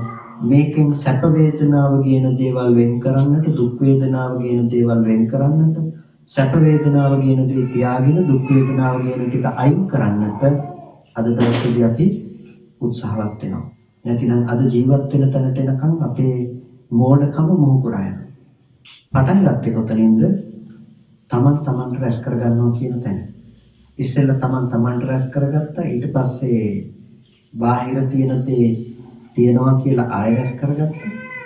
ඊට පස්සේ ඒ දේ වටිනවා කියලා වටිනාකමකින් යුක්තව නැවත නැවතත් ඒ දෙයට නැඹුරු වෙනකම අපේ ජීවිතේ ගොඩනගා ගන්නවා. ඒ නිසා ඒකේ ප්‍රතිඵලයක් විදිහට අද අපි කවුරුත් ඇසුරු කරන ලෝකයේ වටිනාකම තියෙන ලෝකයක්. වටිනාකම තියෙන ලෝකයක් ඇසුරු කරන අපිට ඒකේ යථාර්ථය පේන්නේ හරි මෝඩකමකින් අපි ජීවත් වෙන්නේ. බුදුරජාණන් වහන්සේ එක වෙලාවකදී මාගන්ධයට උදාහරණයක් දේශනා කරනවා. ජාති අන්ධ මිනිස්සෙකුට, ඒ කියන්නේ උපතින්ම අන්ධ මිනිස්සෙකුට එක සුදු රෙද්දක් ගැන සුදු රෙද්ද කියන එක ඊටාම වටින දෙයක් කියලා අහන්න ලැබෙනවා. මෙයා කල්පනා කරනවා මට සුදු රෙද්දක් ඕනේ, ඊටාම වටිනකමකින් යුක්ත මේ සුදු රෙද්දක් ඕනේ කියලා. මෙහෙම හිතාගෙන ඉන්න මේ කෙනාට එක මිනිස්සෙක් සුදු රෙද්දක් කියලා රෙද්දක් ගෙනල්ලා දෙනවා. හැබැයි මේක දැලි කුණු තෙල් පිච්ච රෙද්දක්. මේ රෙද්ද දීලා කියනවා මේ ජාති අන්ධ මිනිස්සයාට මේක තමයි මේ ලෝකයේ කතා කරන පිරිසිදු වටිනා සුදු පාට වස්ත්‍රය කියලා. දැන් මේ ජාති අන්ධ මිනිස්සයා ඊටාම සතුටින් ජීවත් වෙනවා. එයි තමන්ට ලෝකේ වටිනා සුදු රෙද්ද ලැබිලා තියෙනවා. ඒ නිසා බොහොම සතුටින් ජීවත් වෙනවා. මෙයා ගිහිල්ලා තමන්ගේ ඥාතීන්ට මිත්‍රයන්ට කියනවා මට ලෝකේ තියෙන වටිනාම සුදු රෙද්දක් හම්බෙලා තියෙනවා. මේ බලන්න මම පරෝගින් ඉන්නේ ඒ වටිනාම සුදු රෙද්ද කියලා. මේ ඥාතීන්ට අනුකම්පාවක් ඇති වෙන මේ පුද්ගලයා පිළිබඳව ඥාතීන් මොකද කරන්නේ? දක්ෂ වෛද්‍යවරයෙක් ගෙන්නලා මේ කෙනාට ඇස් ලබා දෙන්නට බෙහෙත් කරන්නට උත්සාහවත් වෙනවා. අර දක්ෂ වෛද්‍යවරයා ඇවිල්ලා මේ පුද්ගලයාට බෙහෙත් කරනවා. නොයෙක් විදිහේ බෙහෙත් කර්ම වලින් බෙහෙත් කරනවා. ටික දවසක් බෙහෙත් කරනකොට මොහොත පෙනීම ලැබෙනවා. පෙනීම ලැබෙනකොට ඔහු දකින්න සුදු පාට කියන්නේ මොකක්ද කියලා. ඔහු දකින්න තමාගේ වස්ත්‍රය පිළිබඳව. දැන් තමාගේ වස්ත්‍රය පිළිබඳව යම් ඇලීමක් තිබුණා නම් ඒ ඇලීමට මොකද වෙන්නේ? අමුතුවෙන් නැති කරන්න ඕනේ. ඒක නැති කරන්න අවශ්‍ය නැහැ, නිකම්ම නැති වෙනවා. ඒ වගේම මේක වටිනා වස්ත්‍රයක් ලෙස පෙන්නපු කෙනාගෙන මොකද වෙන්නේ? ගන්න පුළුවන් නම් ගන්න. වටිනවා කියලා දැලිකුණු පෙරිච්ච වස්ත්‍රයක් පොරවල මෙච්චර කාලයක් තමන් ආඩම්බරෙන් තිබ්බ එක ගැන අර මනුස්සයාට ගහන්න පුළුවන් නම් ගහන්න හිතනවා. ඒ ලෝකේ ගොඩක් අය ළඟට ගිහිල්ලා කිව්වනේ මේ වටිනා වස්ත්‍රයක් මේක ඉතාම වටිනවා මම සුදු පාට වස්ත්‍රයක් මට ලැබුණා කියලා. මෙන්න මේ වගේ තමයි අද අපේ ජීවිතෙත්. ජාත්‍යන්ත මිනිස්සෙක් වගේ අපේ ජීවිතෙත් අපි පුරුදු කරගෙන තියෙන එක දෙයක්. ඒ තමයි මනස විසින් සකස් කරලා දෙන මනස විසින් වටිනකමක් පෙන්වන දේ ඇති වටිනාකම අනුව ඇලෙන්නට අපි පුරුදු වෙලා තියෙනවා. මනස විසින් හදලා දීලා තියෙනවා අපිට ලෝකේ වටිනවා කියලා. ඒ වටින ලෝකේ අපි වටිනකම අරගෙන අපි සැප දුක් විඳින්නට පුරුදු වෙලා තියෙනවා. මම ඔකට කියන්නේ චිත්‍රපටිය බලනවා වගේ කියලා. කවුරුත් චිත්‍රපටි බලලා නැතිනම් ටෙලිනාට්‍ය හෝ ඕකල දුක්ඛදායක ජවනිකාවක් බලනකොට දුක හිතිලා ඇලිලත් ඇතිනේ. එතකොට අපි දුක්ඛදායක ජවනිකාවක් දිහා බලාගෙන දුක හිතන තැනක අඬන තැනක ඔක රඟපාපු කෙනෙක් බලාගෙන හිටියොත් එයාත් අපි විදිහට අඬන්නේ නැහැ. එයා දුක් වෙනවද නැහැ. ඒ දුක් වෙන්නේ නැහැ. එයා දන්නවා එතන උනේ යථාර්ථය මොකක්ද කියලා. එයාට මතක් වෙයි රඟපාපු වෙලාවේ ඒගොල්ලෝ hina වෙවි සතුටින් ඒක රඟපාපු හැටි. එයාට පෙනේ එතන වෙච්ච සිදුවීම් මේක දිහා බලාගෙන ඉන්නකොට. පෙනීම වෙනස්ද? නැහැ. පෙනීම එකයි. පෙනීම එකක් වුණාට දර්ශනය දෙකක්. අපි අඳනකොට එයා දන්නේ. පිනතුනේ අන්නේ ඒ වගේ තමයි. අපි අද දවසේ දුක්ඛදායක ජවනිකාව අස්සේ ජීවත් වෙන අය වගේ. යථාර්ථය දන්නේ නැතිකම නිසා අපි චරිත අස්සේ ජීවත් වෙන්නේ. ඒ නිසා අද අපිට අම්මා තාත්තා ඇත්ත වෙලා, දූ දරුවෝ ඇත්ත වෙලා, ඊවල් දරුවල් ඇත්ත වෙලා මේ වටිනා ලෝකයක් අපිට හදලා දීලා තියෙනවා. ඒ හදලා දීපු ලෝකයේ වටිනකම අනුව අපි ඇලෙනකම, බැඳෙනකම, ගැටෙනකම අද ඇති කරගෙන තියෙනවා. දෙයක් අපෙන් ඉවත් වෙලා යනකොට අපේ ජීවිතේට දුක ගලාගෙන එනවා මෙච්චර වටින වස්තුවක් නැති වෙලා කියලා. අපි දන්නේ නැහැ ওই වස්තුව වටිනවා කියලා පෙන්වන්නේ මේ පැත්තෙන්මයි. ඔක දැන් නැති වුණා කියන එකක් පෙන්වන්නේ මේ පැත්තෙන්මයි කියලා අපි දන්නේ නැහැ. අපි හරියට අර රංගපාපු අවස්ථාවේ වෙච්ච සිද්ධිය හිතා ගන්නවත් බැරුව අඬන කෙනා වගේ. එතන තිබුණු යථාර්ථයේ හීනකින්වත් දැක්කේ නැහැ. හරියට ಜಾති අන්ත කෙනා තව කෙනෙක් ළඟට ගිහිල්ලා හරි උජාරුවට කතා කරනවා වගේ. මම ඇඳගෙන ඉන්න වස්ත්‍රය මෙච්චර වටින සුදු පාට තනි සුදු වස්ත්‍රයක් කියලා කතා කරනවා. ඔක කිසි ප්‍රශ්නයක් නෑ. තවත් අන්ධයෙක් ළඟට ගිහිල්ලා කියනකම්. තවත් අන්ධයෙක් ළඟට ගිහිල්ලා කියනකම් ජාත්‍යන්ත මිනිස්සයාට කිසි ප්‍රශ්නයක් නෑ. ඇත්තද කියලා අහන එක විතරයි තියෙන්නේ.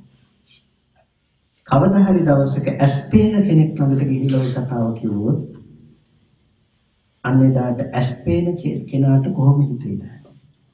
මොනතරම් අනුකම්පාවක් ඇති වේද? පිනතුනි බුදුරජාණන් වහන්සේට අපි ගැන ඇති වුණේ අන්නේ වගේ අනුකම්පාවක්. ලෝකෙ වෙන මොකක්වත් නෙමෙයි අපි ඇත්ත කරගෙන ජීවත් වෙන්නේ සංකල්පයක්. සංස්කාරයක්. වරදව ගන්න එපා මේකෙන් කියන්නේ ඔක්කොම හිතේ කියලා නෙමෙයි.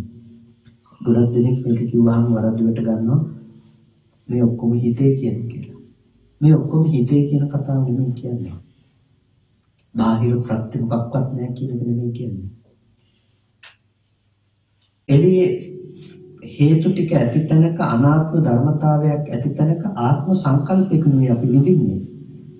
අපිට පේන රූපය හටගෙන නිරුද්ධ වෙන රූපේ නිරුද්ධ වෙන රූපේ බවට පත් නොවි පුද්ගලයෙක්ම වෙලා අම්මම වෙලා තාත්තම වෙලා දරුවම වෙලා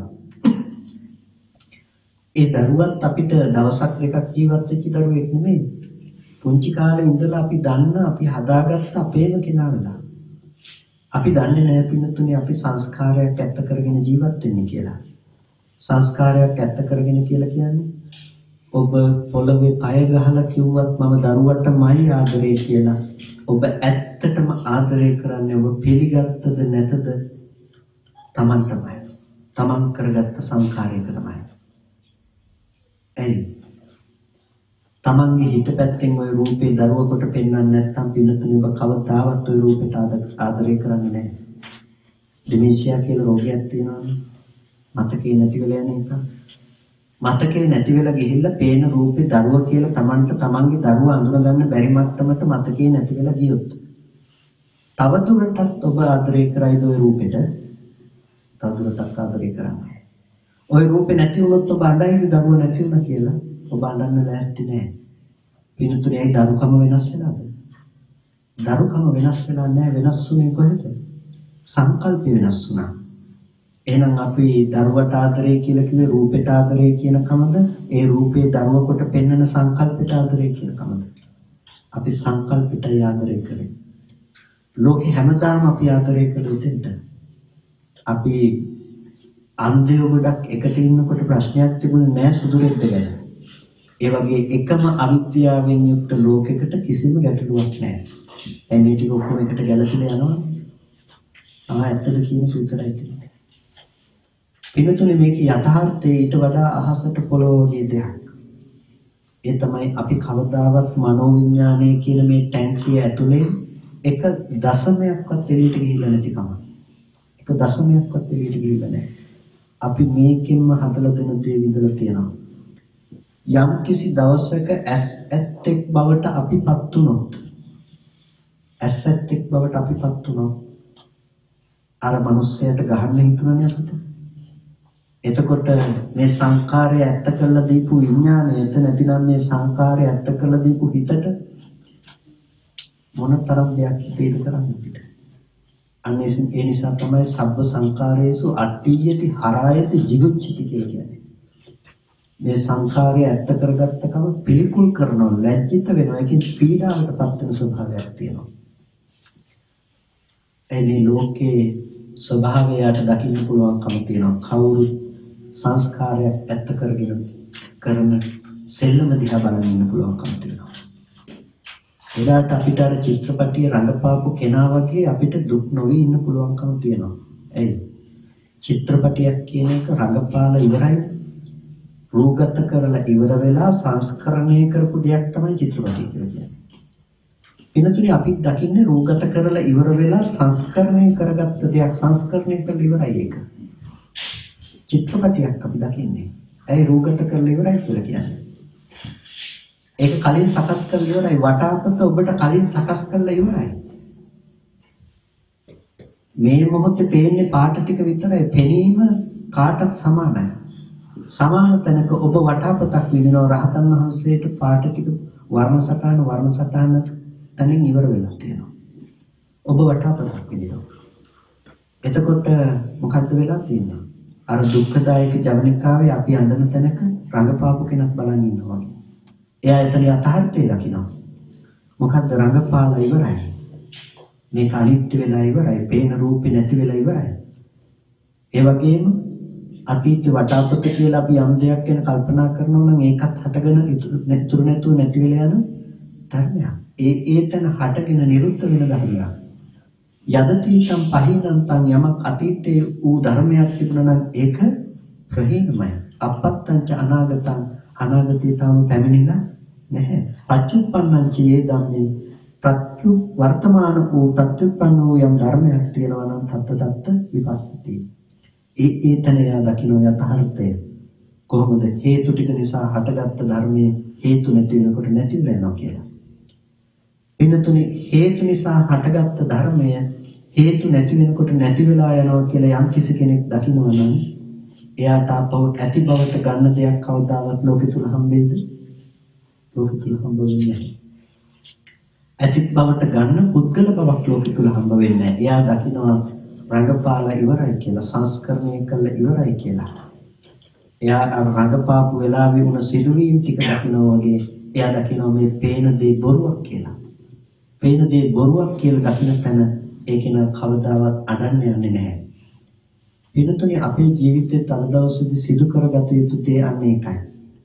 ඒ නිසා අපිට බුදුරජාණන් වහන්සේ උත්සාහවත් වුණේ රෙද්ද සුදු පාටයි කියලා දෙන්න නෙමෙයි. බුදුරජාණන් වහන්සේ අපිට කළේ එක දෙයක්. මොකක්ද? අස්පාදන්න උත්සාහවත් වුණා.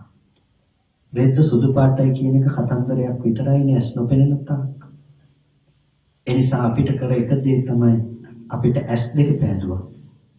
එතකොට රෙද්ද සුදු පාටයි කියන එක අපිම තේරුම් ගත්තා.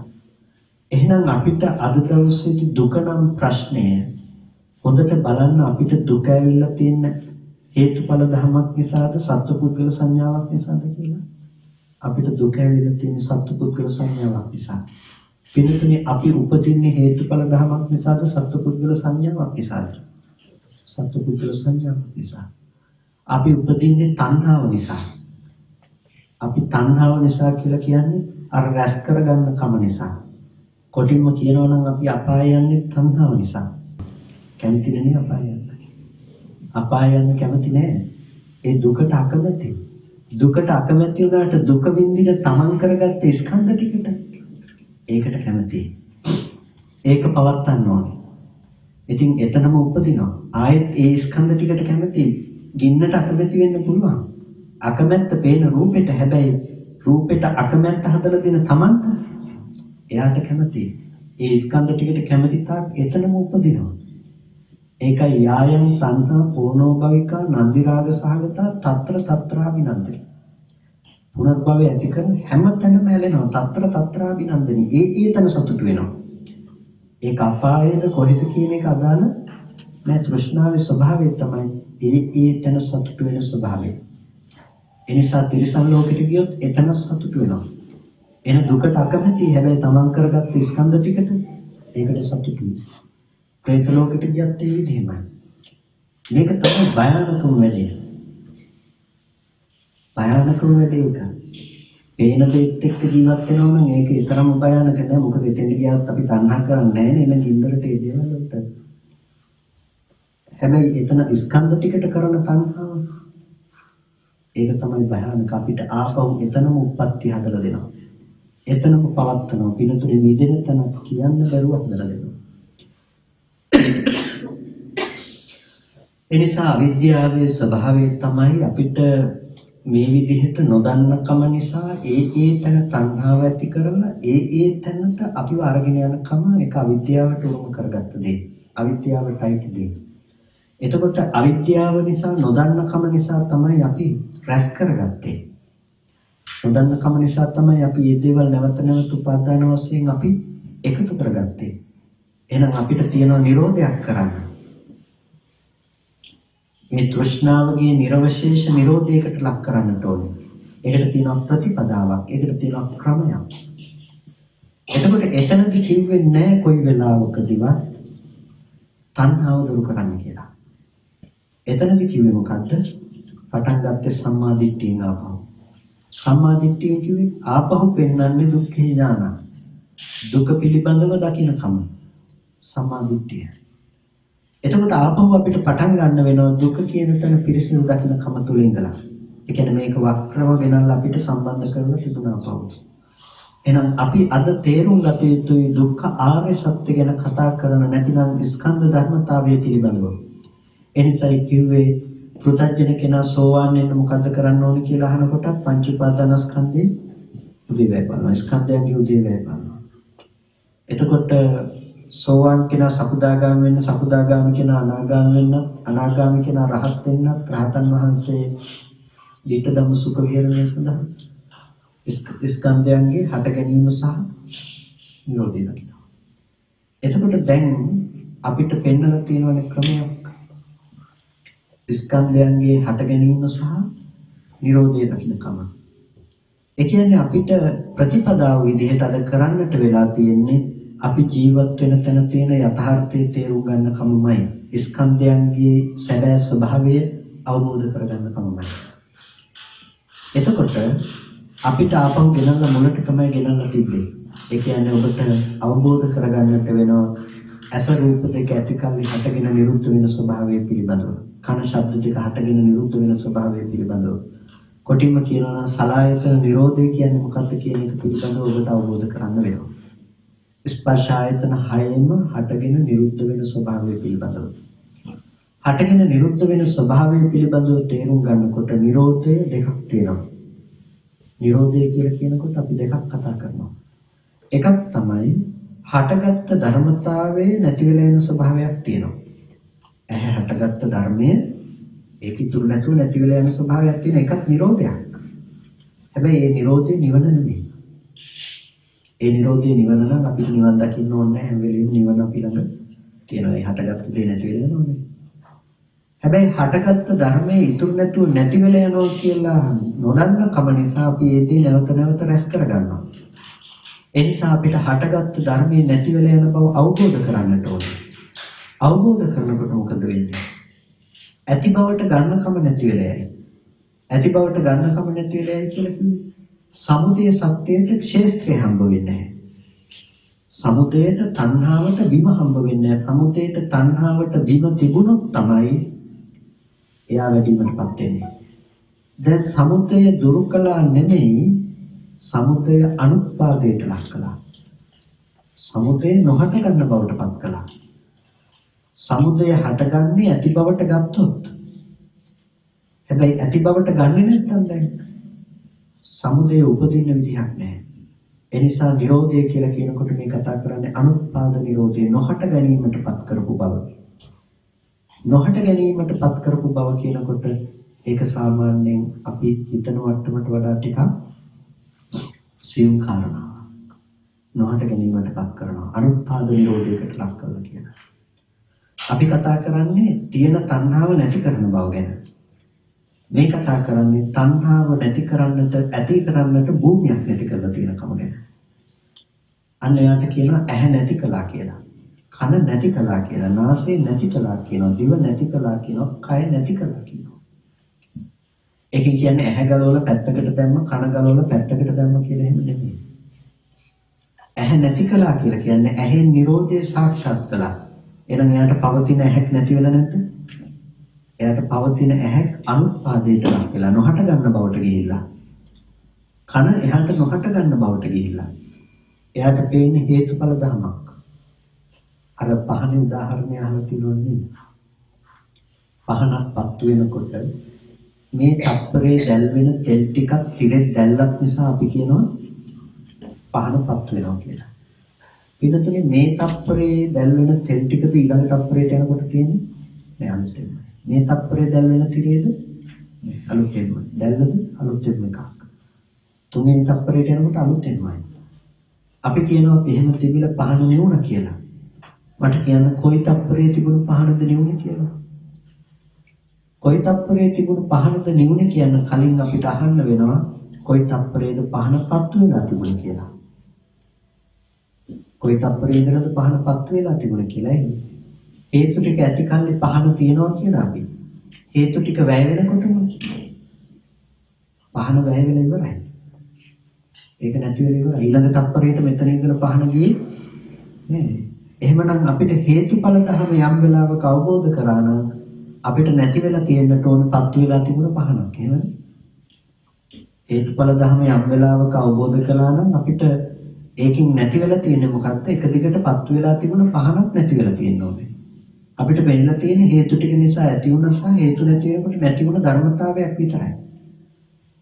ඒ තුල අපිට පත්තු වුණ පහනක් නැහැ. පත්තු වුණ පහන අනුත්පාදයට ගිහිල්ලා කියනවා අපි. නොහට ගන්න බවට ගිහිල්ලා. හේතුඵල ධර්මයක් විතරයි අපි දැකලා තියෙන්නේ. එනතුනේ අන්න ඒ වගේම තමයි. ඇහැට පේනවා නම් වටාපත ඔබට ඇහි නිරෝධය සහ රූපේ නිරෝධය සාක්ෂාත් කළොත් යම් මොහොතක ඔබට කවදාවත් ආයේ වටාපත දකින්න බෑමයි. වටාපත දකින්න ඇහැකුත් ඔබට නෑමයි. හරි. ඔබ දකිනවා මේ මොහොතේ යම් ඇහැක් තිබුණා නම් යම් වර්ණ සටහනක් තිබුණා නම් ඒක ඉතුරු නැතුව නැති වුණා කියලා. ඒක කලින් තිබිලා එන්න පුළුවන් කමක් නැහැ. දැන් නැති වෙච්ච එක අනාගතයට එන්නත් බෑ කියලා ඔබ දන්නවා. දන්න නිසා ඔබට වටාපත කියන ඔබේ දැක්ම පතිත කරන්න එළිය රූපයක් හම්බ වෙනවද? එළිය රූපයක් හම්බෙන්නේ නැහැ. ඇහැ රූප දෙක දුරුයි. ඔබ දකිනවා වටාපත කියලා යම් දෙයක් දැනගත්තා නම් දැනගත්ත දේ එතන විතර නැතුව නිරුද්ධයි කියලා. ලෝකේ සාමාන්‍ය ව්‍යවහාරය, ඒ කියන්නේ ලෝකයේ පනවගත්ත ව්‍යවහාරය ඉක්මවන්නේ නැහැ. රාතන් වහන්සේගෙන් අහුවොත් වටාපත හොඳයිද කියලා? ආ වටාපත හොඳයි ලස්සනයි කියයි.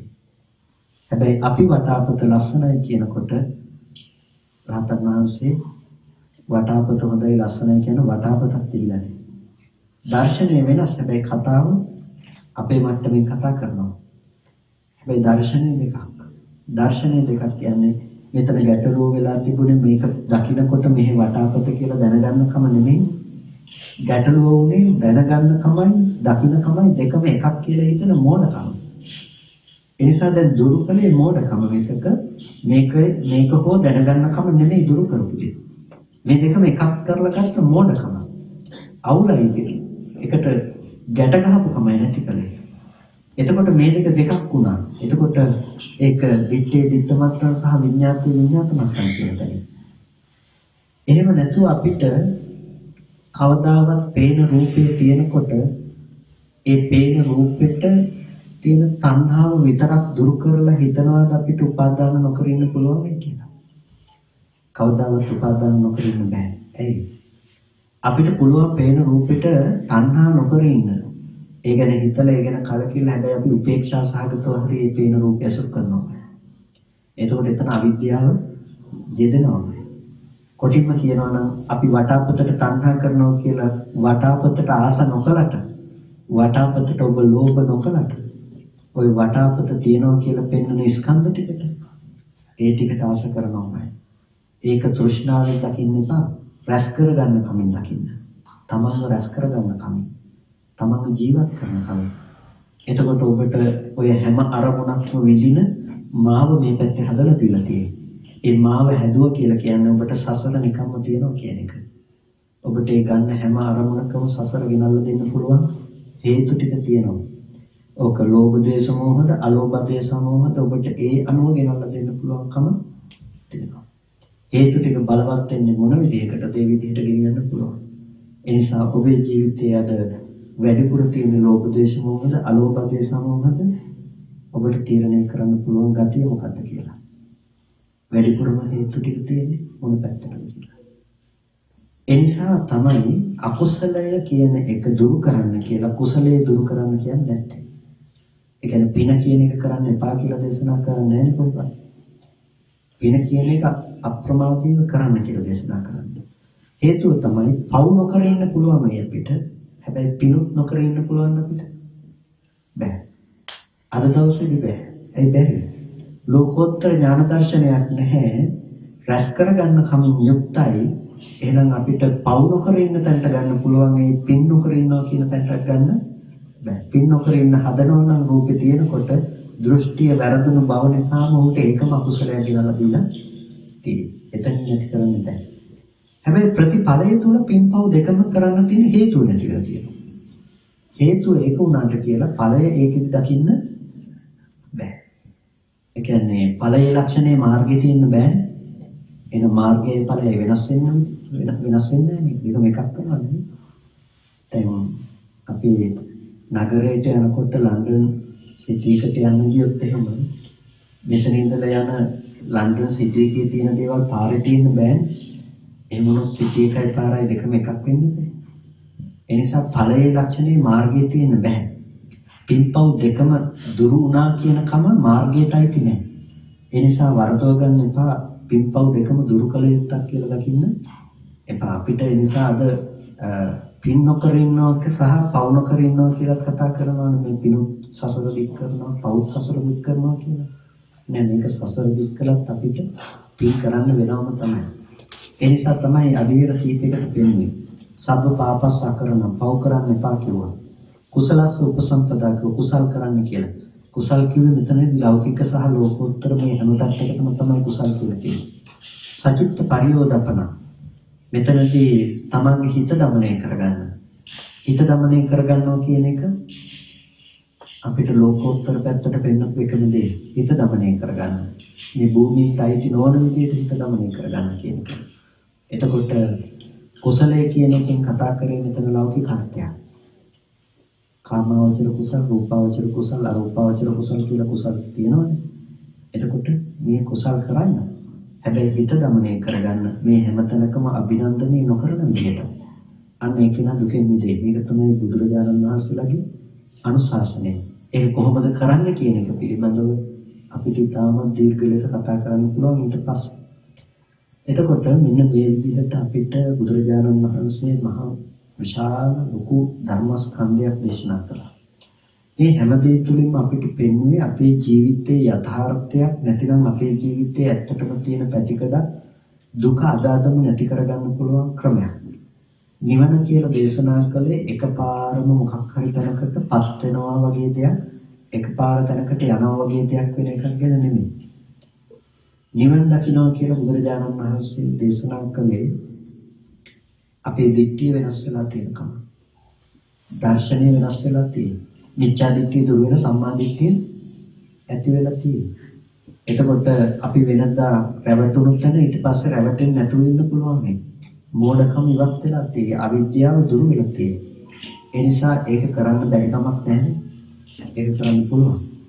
වැරදි දැකීම දුරු කරගන්නවා කියන එක කරන්න පුළුවන් දෙයක්. එහෙනම් ඒ සඳහා කළ යුතු වෙන්නේ හරි දැකීම උපදවන කම. එතකොට හරි දැකීම තමයි අපි නැවත නැවත භාවිත කළ යුතු වෙන්නේ. ඒකෙන් අපිට නිවැරදි දැකීම කියන එක හරියට විනිශ්චය කරගන්නට සිද්ධ වෙනවා. ඒ නිසා මේ කතා කරපු කාරණා ටිකෙන් මම බලාපොරොත්තු වෙන්නේ නැහැ 100% සියලුම කාරණා ටික තේරුම් ගනි ඔක්කොම තේරුම් කියලා. මොකද මම දන්නවා මේ කියපු කාරණා ටික බොහොම ගැඹුරු කාරණා ටික. ඒ වගේම තව ගැඹුරට කතා කරන්න ගිහිල්ලා බොහොම අමාරු සරල මේ කාරණා ටික විස්තර කළේ. එතකොට මේ කාරණා ටික සරලෙන් විස්තර කරන්න හැදුවත් මේක තාම ගැඹුරුයි කියලා දන්නවා. හැබැයි අවශ්‍ය වෙන්නේ එකම දෙයක්. ඒ තමයි වෙනද දැනගත්තට වැඩිය එක පුංචි කාරණයක් හරි දැනගත්තා නම් ඒක ලොකු දෙයක්. මම කියන්නේ අඳුම තරමේ මොකක්වත්ම තේරුම් නැත්නම් ඒකත් ලොකු දෙයක් කියලා. ඒ මොකක්වත්ම තේරුම් නැහැ කියන එකත් ලොකු දෙයක්. ඒ මෙච්චර දර්ශනයක් තියෙන එකේ අපි මොකක්වත්ම තේරුම් නැත්නම් ප්‍රශ්නයක් තියෙනවනේ බෞද්ධයෙක් වුණාම. එහෙනම් අපිට දැනගත්ත කෙනාට වැඩිය අපි අප්‍රමාදී වෙන්න ඕනේ මේ කාරණාව මම දැනගන්නේ කොහොමද කියලා.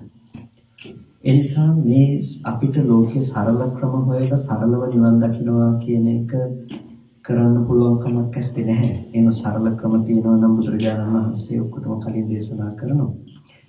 ඒ නිසා අද ගොඩක් වෙලාවට අපේ සමාජය දකින්න තියෙන දේ තමයි බොහෝ දෙනෙක් සරලව නිවන් දකින්න පුළුවන් ක්‍රමවේද හොයනකම. ඒකට මම කියන්නේ ක්ෂණික නූඩල්ස් කනවා වගේ කියලා. ක්ෂණික ආහාර. ක්ෂණික ආහාර ඇඟට අගුණයි කියන්නේ බොහෝ දෙනෙක් දන්නේ නැහැ. ඒ නිසාම නිවන් දකින්න කියන එකත් ක්ෂණිකව කරගන්න බොහෝ දෙනෙක් උත්සාහවත් වෙනවා. ඒ නිසා ඔබ ඒ බඳු තත්ත්වයකට පත්වන්නට එපා. මොකද නිවන කියලා අපි අපිව රවටා ගැනීම නෙමෙයි අවශ්‍ය වෙන්නේ.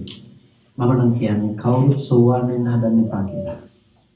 මම කියන්නේ ඔබ එක දෙයක් කරගන්න උත්සාහවත් වෙන්න. ඒ තමයි සක්කාය දිට්ඨිය දුරු කරගන්න උත්සාහවත් වෙන්න. ඒකට සෝවාන් කිව්වට කමක් නැහැ. හැබැයි දුරු විය යුතු කෙලෙසේ පැත්තෙන් හඳුන ගන්න. මට දුරු වෙන්න ඕනේ සක්කාය දිට්ඨිය. සක්කාය දිට්ඨිය දුරු වෙන්න ඕනේ තැනදී සක්කාය දිට්ඨිය තියෙද්දි මට සෝවාන් කියන පట్టමක් ලැබිලා වැඩක් නැහැ. මොකද අපාය යන්නේ හේතු ටික එහෙම තිබිලාද මට කවුරු සෝවාන් කිව්වත් වැඩක් නැහැ. ඒකත් එක පැත්තකින් අර අන්ධේකට සුදු රෙද්ද පෙරවුවා වගේම තමයි. අපිට තවත් රෙද්දක් පොරවල කියන එච්චරයි සෝවාන් කමත් ඒ විදිහට ගත්තොත්. ඒ නිසා අපිට අප්‍රමාදී වෙන්නට ඕනේ කෙලෙස් ටික දුරු කරගන්න කියලා. ඒ ආශ්‍රව ටික ඒ කෙලෙස් ටික අපි තුල නූපදින බව නොහට ගන්න බව අපිට පේන්න ඕනේ. ඒ ටික අපිට නොපෙනුනොත් එහෙම වෙන්නේ අපි දෘෂ්ටිගත වෙන එක. මිත්‍යා දෘෂ්ටි වලට හසු වෙලා අපි අධර්මයේ ධර්මයේ කියලා හිතාගෙන දරාගෙන ඉන්නවා. ඒක මහා බරපතල භයානක තත්ත්වයක්. ඒ නිසාම තමයි සර්පය වලින් අල්ලගන්න එපා කියලා බුදුරජාණන් වහන්සේ දේශනා කළේ අලගත් උපම සූත්‍රයේ. ඒ සර්පය වලින් අල්ලගත්තොත් එහෙම ඒක මහා විශාල අනර්ථයක් මහා විශාල විනාශයක් කරනවා. ඒ නිසා අද ලෝකයේ ඔබට තියෙන දුෂ්කරම කාරණය තමයි සත්‍ය හරියට අල්ලගන්නකම. ධර්මයේ නිවැරදිව ග්‍රහණය කරගන්නකම. ඒ නිසා කොයි වෙලාවකවත් ත්‍රිපිටකය ඉක්මවා යන්න හිතන්න එපා. ත්‍රිපිටකයේ තියෙන අර්ථයට ගරු කරලා ඒ අර්ථ ධාරණය කරගන්න. හැබැයි ගොඩක් වෙලාවට අපි දකිනවා අර්ථ විකෘති කරන පිරිස් විසින් ත්‍රිපිටකයත් භාවිත කරන ගොඩක් වෙලාවට අපිට වඩා හොඳට ත්‍රිපිටකය භාවිත කරනවා. හැබැයි මේ විදිහට සූත්‍ර සමහර විට දානම පෙන්වනවා ස්ලයිඩ් ෂෝ වලදී. හැබැයි ඒ තුල පෙන්වන්නේ සූත්‍රයක කොටසක් විතරයි. ඒකයි තියෙන ගැටලුව. දැන් මම මෙහෙම කිව්වොත් දැන් ධානලාභී පිරිස් බොහෝ ඉන්නවානේ. එතකොට ධානලාභී පිරිස් බොහෝ ඉන්නකොට පළවෙනි ධානයේදී අපි කියනවා කාමයේ දුර වෙලා කියලා. කාම සංඥාවන් දුරු කරගත්ත නිසා තමයි පළවෙනි ධ්‍යානය ලබන්නේ කියලා අපි කියනවා. එතකොට දැන් මේක කිව්වොත් එහෙම ධ්‍යානලාභියාට ප්‍රශ්නයක් වෙනව නේද? ඒ නිසා ත්‍රිපිටකයේ සූත්‍රයකින්ම අරගෙන පෙන්නනවා නෑ නෑ ප්‍රථම ධ්‍යානලාභියාට කාම සංඥා තියෙනවා කියලා. ඒ කොහොමද පෙන්වන්නේ? ඒක සූත්‍රයකදී බුදුරජාණන් වහන්සේ දේශනා කරනවා ප්‍රථම ධ්‍යානලාභියාට වැඩිපුරම උපක්ලේශය මොකද්ද? කාම සංඥාවක් කියලා. ප්‍රථම ධ්‍යානෙ ලබාගත් කෙනා කාම සංඥා දුරු කළා තමයි ප්‍රථම ධ්‍යානෙ ලබා ගන්න. හැබැයි ප්‍රථම ධ්‍යානෙ ලබාගත් කෙනා ආසන්නම හේතුව මොකක්ද තියෙන්නේ? කාම සංඥාව. ප්‍රථම ධ්‍යානයට බාධා කරනවා නම් බාධා කරන්නේ මොකද්ද? කාම සංඥා. කාම සංඥාවක් ඇතිලා තමයි ප්‍රථම ධ්‍යානෙ පිරෙන්නේ යට. ඒ නිසා ඔහුට බාධා කර ධර්මයක් බවට පත් වෙන්නේ කාම සංඥා. දැන් ඔන්න ඔය සූත්‍ර පාඨය විතරක් ගන්නවා ප්‍රථම ධ්‍යානයට කාම සංඥාව බාධා කරයි. මේ තියෙන ප්‍රථම ධ්‍යානලාභියට කාම සංඥාව බාධා කරයි කියන්නේ ප්‍රථම ධ්‍යානලාභියට කාම සංඥා ඇති වෙනවා කියන එක. දැන් මේ කියන්නේ ප්‍රථම ධ්‍යානයේ තියෙනකොට එයාට කාම සංඥා උපදිනවා කියලා නෙමෙයි. දැන් ප්‍රශ්නේ තියෙන්නේ ගෙදර ඉන්නකොට කාම විතරකාදී චේතනාවක් තියෙනවා ප්‍රථම ධ්‍යානයක් තියෙනවා කියන එකනේ අද සමාජයේ අවශ්‍යතාවයේ මිනිසුන්ගේ අවශ්‍යතාවයට ත්‍රිපිටකයේ සූත්‍රයක් හදලා පෙන්නනවා සූත්‍ර පාඨය පෙන්නනවා මේ තියෙන්නේ කාම සංඥාවක් තියෙනවා යාට ප්‍රථම ධ්‍යානයක් තියෙනවා ප්‍රශ්නයක් නැහැ කියලා. හැබැයි සූත්‍රයේ බුදුරජාණන් වහන්සේ පෙන්නගෙන යන්නේ වෙනමම කාරණාවක්. ඒ තමයි කාම සංඥාවක් ප්‍රථම ධ්‍යානලාභියට කාම සංඥාව බාධකයි කණ්ඨකයි ප්‍රථම ධ්‍යානෙට. ඊට පස්සේ විතක්ක ਵਿਚාර දෙක ဒုတိ ය ධ්‍යානෙට බාධකයි. විතක්ක ਵਿਚාර නැති කළා තමයි ဒုတိ ය ධ්‍යානෙටපත් වෙන්නේ. හැබැයි විතක්ක ਵਿਚාර දෙක බාධා කරයි. ඒ කියන්නේ ඉක්මනට විතක්ක ਵਿਚාර නිසා තමයි ဒုတိ ය ධ්‍යානෙ පිරිහෙන්නේ යන්නේ. දැන් මෙහෙම පෙන්නන කාරණය සම්පූර්ණම අනිත් පැත්ත හරවලා කොටසක් විදිහට පෙන්නනවා. එතකොට බලාගෙන ඉන්න අයටත් හිතෙනවා ඇත්තනේ සූත්‍රයේ තියෙන්නේ මේ විදිහට මෙච්චර සූත්‍රය තියෙන දෙන්නේ මේ වැරදි කියන්නේ කියලා. නමුත් ඒ සූත්‍රය තියෙනව නෙමෙයි. සූත්‍රයේ තියෙන දේ කොටසක් විතරක් පෙන්නන ඊටු කොටස නොපෙන්නා කාරණා කියනවා. අන්න ඒ විදිහට කියනකොට අපි පරිස්සම් වෙන්නට ඕනේ. දැන් සත්‍ය විභංග සූත්‍රය අරගෙන ජාතිපි දුක්ඛ කියන කාරණාව විතරක් පෙන්නනවා. මෙතන ජාතිපි කියන්නේ මොකක්ද කියන පදේ විග්‍රහ කරන්න ඉතුරු වුණාම ඒකට ගන්නවා පිය ජාතික සූත්‍රය. එතකොට දැන් ජාතිපිය දුක්ඛ කියලා නෙමෙයි අතන කිව්වේ ජාතිපි දුක්ඛ කියලා. හැබැයි මේ සමාන වචන නිසා පිය ජාතික සූත්‍රයේදී බුදුරජාණන් වහන්සේ දේශනා කරනවා ප්‍රිය ජාති නිසා දුක එනවා කියලා. ප්‍රිය ජාති වෙනස් වෙනකොට දුක එනවා කියලා ඒකෙත් දේශනා කරනවා. එතකොට ඒ සූත්‍ර ඛණ්ඩය අරගෙන මෙතනට දාලා කියනවා මේ ජාතිපි දුක්ඛ කියන්නේ මොකද්ද? උපදින එක දුකයි කියලා නෙමෙයි. ප්‍රිය ජාති නිසා දුක එනවා කියලා මේ දේශනා කළේ කියලා එතෙන්ට කියනවා. දැන් මෙන්න මේ විදිහට සූත්‍ර තමයි බලනකොට පෙන්නලා තියෙන්නේ. හැබැයි සූත්‍ර පෙන්වුවට සූත්‍ර පෙන්නලා තියෙන්නේ තමා කාරණේ මතු කර ගැනීම ධර්මාර්ථයේ මතු නොවන විදිහට තමයි සූත්‍ර පෙන්නලා. ඒ නිසා සූත්‍ර පෙන්නලා කිව්වත් ටිකක් පරිස්සම් වෙන්න වෙන කාලයක්.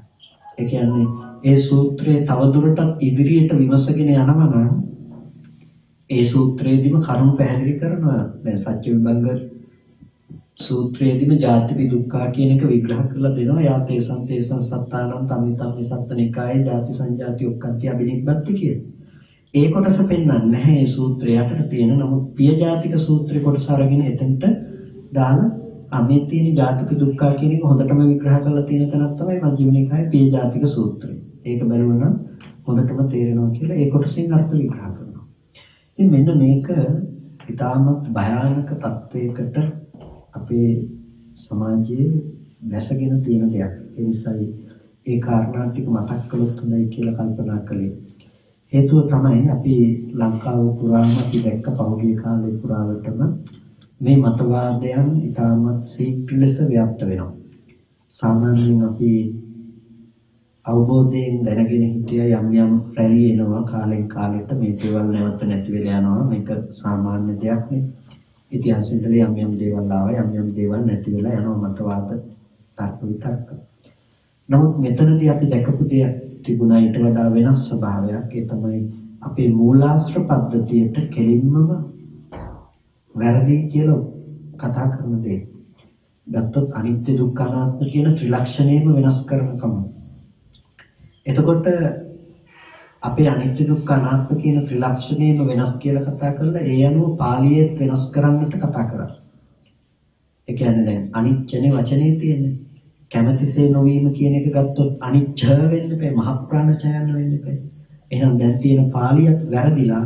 එහෙනම් ඒක ආපහු හදන්න ඕනේ කියලා ඒ හදන තැනට සාකච්ඡා කරලා කතා පටන් ගත්තා. එතකොට අපිට තේරුණා මේ යන ක්‍රමය තරම් හොඳ වෙන්නේ නැහැ. මේ යන ක්‍රමයේ ගියොත් එහෙම මෙච්චර කාලයක් අනන්‍යතා සහිතව රැකගෙන ආපු ධර්මය අද සංශෝධනය කරන්න ගියොත් අර බයිබලයේ පැරණි කිවිසුමට නව උදාව ගැහුවා වගේ මේක ත්‍රිපිටකයේ පෙර සංස්කරණය කිරීමක් වෙනවා. ඉතිහාසයේ ඉඳලා මේ දක්වාම සිදු නොවුණු දෙයක් ඒක. ඒ නිසා ඒ දේ වුණොත් මහා විශාල විනාශයක් වෙනවා. අන්න ඒ නිසා තමයි මේ කාරණා ටික ප්‍රධාන වශයෙන්ම කතා කරන්න සාකච්ඡා කරන්න පටන් ගත්තේ විභජ්‍යවාද වැඩසටහන් වලින්. මොකද මේ විනාශය තවදුරටත් සිදු වුණොත් ඒක බුද්ධ ශාසනයට එල්ලවෙන මහ විශාල ව්‍යසනයක් බවට පත් වෙනවා. ඉතින් තාම අංග සම්පූර්ණව නතර වෙලා නැහැ. තාම ඒදී ව්‍යාප්ත වෙමින් පවතින ක්‍රමයෙන් විවිධ මුහුණුවරකින් දැන් අලුතෙන් එංගලන්තයේ ඉඳලා ත්‍රිපිටකය අරගෙන ගියා කියලා ඔවුන් විසින් සංස්කරණය කරපු ඔවුන් විසින් පොත්වල ලියපු ත්‍රිපිටකයක් තනින් තන ලංකාවේ ප්‍රදර්ශනය කරගෙන යනවා. මෙන්න මේ වගේ විවිධ ක්‍රියාකාරකම් තියෙනවා. එතකොට ඒ නිසා මේ දේවල් ඇතැම් වෙලාවට ප්‍රතිබාහනය කරන්න. ඒ කියන්නේ මතයක් ඇති වෙනකොට ඒ මතය දුරු කරන්නට සමහර වෙලාවට ගිහි පැවිදි දෙපාර්ශ්වයේම දක්ෂ මදි වෙන බවකුත් අපිට දකින්න තිබුණා. ඒකට ප්‍රධාන හේතුව තමයි ත්‍රිපිටක ධර්මයේ පිළිබඳව ඇති අනවබෝධය සහ පරිශීලනය නොකළකම. සූත්‍රයක් තිබුණා කියලා සූත්‍රයක තියෙනවා කියලා ඕන දෙයක් ඕන කෙනෙකුට කියලා යන්න පුළුවන්කම තියෙනවා. හැබැයි මේ සූත්‍රයේ එහෙම දෙයක් තියෙනවද කියලා බලන්න තරම් අපේ ගිහි සමාජයේ ප්‍රබුද්ධක් නැහැ. ඇතැම් විට පැවිදි සමාජයේ ප්‍රබුද්ධක් නැහැ. ඒ නිසා ඒ මතයක් දුරු කරන්න අපේ සමාජයේ ගොඩාක් අසීරුතාවයක් අපි දැක්කා. ඒ නිසාම තමයි අපි ටිකක් අපේ ලොකු ස්වාමීන් වහන්සේ කලින් නායක මහමුදුර මතක් කළා වගේම නූතන තාක්ෂණයත් එක්ක අපි ටිකක් ඒකට පහසුවක් කරගන්නට බැලුවේ. ඒ කියන්නේ අයථා භාවිතයක් නොවන විදිහට තාක්ෂණය. ටැබ් එකකට අපි ත්‍රිපිටකය දැම්මත් ඒක කෙනෙකුට ප්‍රශ්නයක් වෙන්න පුළුවන්. අයථා භාවිතයක් සිද්ධ වෙයිද ටැබ් එකේ සඳහායද වේද වෙන දෙයක් සඳහායද වේද කියලා.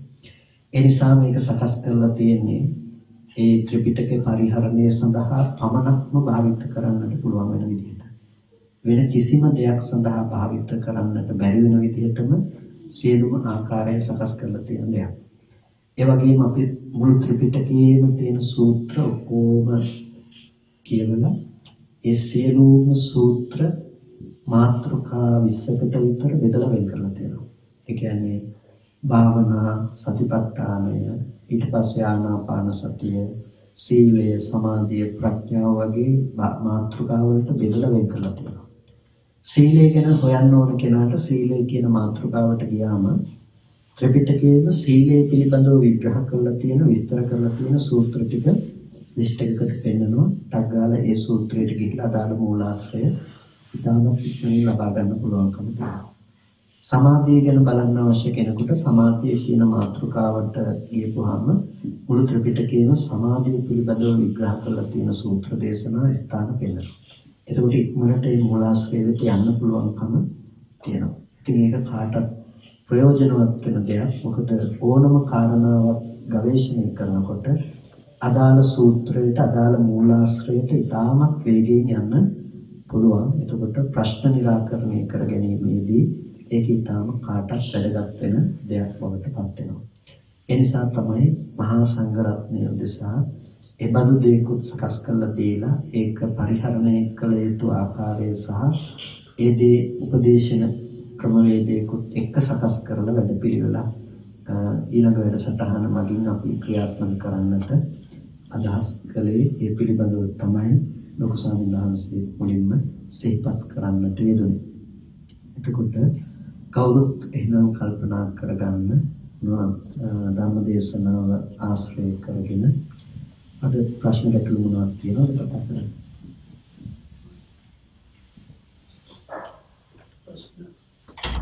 පළවෙනි ප්‍රශ්නේ සරල ප්‍රශ්නයක් තියෙනවා. ඒ හදන දැන් ස්වාමීන් වහන්සේලා විතරක් නැත්නම් ස්වාමීන් දැනට අපිට පළවෙනිය දේර විදිහට අපි ස්වාමීන් වහන්සේලාට විතරක් පූජා කරනවා. නමුත් ඒකත් එක්කම අපි පටන් ගන්නවා ගිහියටත් ගන්න පුළුවන් ක්‍රමවේදයක් එක්ක හදන්න. ධර්ම ප්‍රශ්නයක් තියෙනවා දැන් ස්වාමීන් වහන්සේ දේශනා කරපු ධර්මයේ සම්පූර්ණයෙන්ම අවබෝධ කරගන්න අපහසුයි කාලසීමාව තුළ ඒකට දීලා මේ ගැන කල්පනා කරන්න ඕනේ ඒක මනසින් බලන්න ඕනේ ඒක කරන්න තව පොඩි ප්‍රශ්නයක් ඇති වෙනවා ස්වාමීන් වහන්සේ රැස් කරනවා කියන වචනේ පාවිච්චි කරනවා නමුත් මට පැහැදිලි නෑ ඒ රැස් කරන්නේ කුමක්ද කියලා දැනගන්න එතකොට මට අවබෝධයක් තියෙනවා මේ ප්‍රශ්න ඔක්කොම අපිට ඇති වෙන්නේ අපේ දුක නැත්තම් අපේ ඇති වෙන්නේ අපේ සංඥා රැස් කර ගැනීම නිසා කියලා ඒක මට ප්‍රශ්නයක් ඇති වුණා ස්වාමීන් වහන්සේ රැස් කරනවා කියලා කිව්වේ සංඥා රැස් කර ගැනීම නැත්තම් වෙන මොකක්ද රැස් කර ගැනීමක් කියලා ඒ පොතක් විග්‍රහ කරලා දෙනවා අපි රැස් කර ගන්නවා කියනකොට සංඥාත් රැස් කර ගන්නවා රූපත් රැස් කර ගන්නවා රූපං රූපත්ථය අபிසංකරුන්ති इति සංඛාරෝ රූපය සකස් කර ගැනීම පිණිස රූපය රැස් කරනවා අපි. ඒ විදිහටම අපි වේදනාව සංඥාව සංස්කාරය විඥානය කියන මේ සියල්ලගේම අත්දැකීම අපි රැස් කරගන්න ස්වභාවයකින් යුක්තයි. එතකොට රැස් කරගන්නවා කියන එක ආයෝහණය කියලා කියන්නේ අපි එකතු කරනවා කියන අර්ථයෙන්. එතකොට සංස්කාරයේ ලක්ෂණය තමයි එකතු කරලා දෙන එක. සංස්කාරය කියන වචනය විශේෂයි මෙතනදී. සංස්කාරයේ කෘත්‍ය සහ අර්ථය ගොඩක් තියෙනවා. එතකොට සංස්කාරය කියන එකෙන් මෙතනදී රූපයක් රැස් කරනවා. රූපය කියන එක ස්වභාව වශයෙන් අපි වටපතරන් තියාගන්නවා වගේ භෞතික රූපය රැස් කරනවා කියන එක නෙමෙයි මේ කියන්නේ. රූපය කියන එකත් නිමිති වශයෙන් අපි රැස් කරනවා. වේදනාවත් අපි රැස් කරනවා. සංඥා වශයෙන් රැස් කරනවා. එතකොට අපි සංස්කාරයමත් රැස් කරනවා විඥානන ස්වභාවයෙන් ගෙනල්ලා දීපු ඵලයක් රැස් කරනවා. එතකොට සංඥාව කියන්නේ අපි හඳුනීම කියන මාත්‍රය විතරයි. එතකොට ඒකට වඩා වෙනස් වේදනා ගතිය කියන එක වේදනා ස්වභාවය කියන්නේ අපි ඒකත් රැස් කරගන්නවා. එතකොට රූපය කියන එකත් අපි රැස් කරගන්නවා. හැබැයි රූපය කියන එක අපිට ගොඩක් වෙලාවට දාන්න පුළුවන්නේ වේදනා ස්වභාවයෙන් සහ සංඥා ස්වභාවයෙන්මයි අපි රූපය රැස් කරන්නේ කියන නාම ධර්මතා අතර සිද්ධියක් නේ. එතකොට සංස්කාරයෙන් සකස් කරන ස්වභාවයත් අපි නැවත රැස් කරනවා. විඥානන කෘත්‍ය ඒක දැනගන්න බවට ගෙනල්ලා දීපු දේ නැවත රැස් කරගන්න ස්වභාවයකින් යුක්තයි. එතකොට මේ හැමදේම එකතු කරලා තියාගන්න කම. අපිට රැස් කරගන්න කම නිසා තමයි නැවත ඒ දේ දැක්කා කියන බවට දැනගන්න පුළුවන්කම අපිට තියෙන්නේ. එතකොට ඒ අර්ථයෙන් තමයි රැස් කරගන්නවා කියලා කිව්වේ. ඇති බවට එකතු කරනකම, ඇති බවට හිතනකම. ඒකට දුක්ඛ සත්‍ය කියන්නේ මොන්සේ මුදිතේ ගුරුවර්තේ නැත්නම් අමිකාර්තේ රැස් කර ගැනීම නිසා හේතුන් දැක්කේ. දුක්ඛ සත්‍ය කියන තැනදී කතා කළේ හේතු නිසා සකස් වෙන බව සහ හේතු නැති වෙනකොට නැති වෙන බව. ඒක රැස් කර ගැනීම කියන අර්ථය විතරක්ම නෙමෙයි රැස් කර ගැනීමත් ඒ විදිහමයි. එතකොට ඇහැ රූප දෙක හේතු නිසා සකස් වෙන ධර්මය හේතු නැති වෙනකොට නැති වෙන දෙයක්. ඒක නේද සකස් කරගත්තද නැතද ඒක දුක්ඛ සත්‍යය. මොකද හේතුන්ගේ ඇති පීලනාර්ථය දුක්ඛ සත්‍යයක් කියලා කියනවා. හේතුන්ගේ ඇති සංකතාර්ථය දුක්ඛ සත්‍යයක් කියලා අපි කතා කරනවා. එතකොට ඇහැ රූප දෙක හටගෙන නිරුද්ධ වෙන තැනක ඒක රැස් කරගත්තද නොගත්තද පොදුවේ කතා කරන්නේ අපි ඒක දුක්ඛ සත්‍යයක්. ඒ දුක්ඛ සත්‍ය හේතුන්ගේ ඇති පීලන ලක්ෂණය නිසා. හේතුන්ගේ ඇති සංකත ලක්ෂණය නිසා කියලා. ඒක විභාගනා කරනකොට විදි කරන්න ඕනේ.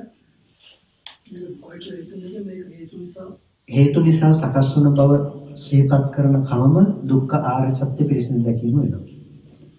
උපාද වයට්ඨේන කියලා කියන්නේ උදේවැය අර්ථයෙන්මයි දුක්ඛ සත්‍ය අපි කතා කරන්නේ.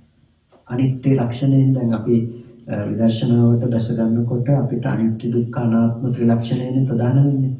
එතකොට දුක කියන දේ පිරිසිදු දකින්න අපිට හේතු වෙන ප්‍රධානම දේ තමයි මේ අනිත්‍ය ධර්මය කියන එක, අනිත්‍ය ස්වභාවය කියන එක. එතකොට හේතු නිසා සකස් වන උදේවැය අර්ථයමයි අපිට දුක්ඛ ලක්ෂණය තේරුම් ගන්න පුළුවන්කම හදලා දීලා තියෙන්නේ.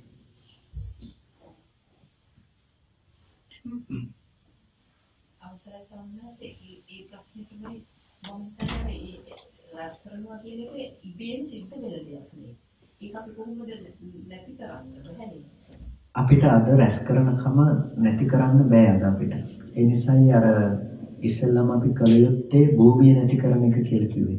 ඒ කියන්නේ සම්මා දිට්ඨියේ අද අපිට රැස් කරන එක නැති කරන්න බෑ ප්‍රායෝගිකව. ඒ නිසා අපි කල යුතු වෙන්නේ යථාර්ථය පෙන්වනකම විතරයි.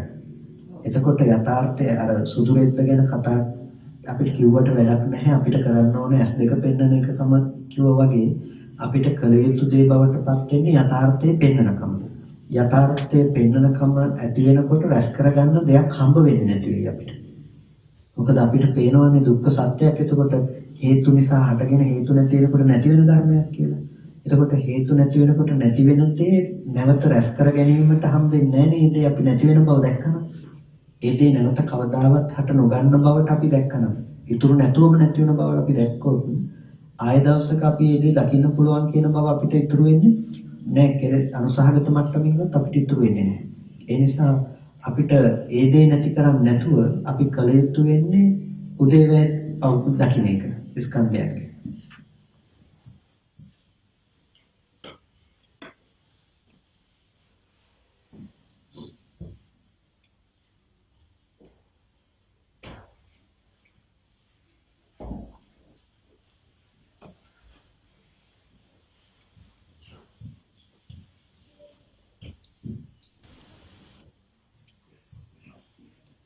ප්‍රශ්නයක් තියෙනවද තමයි?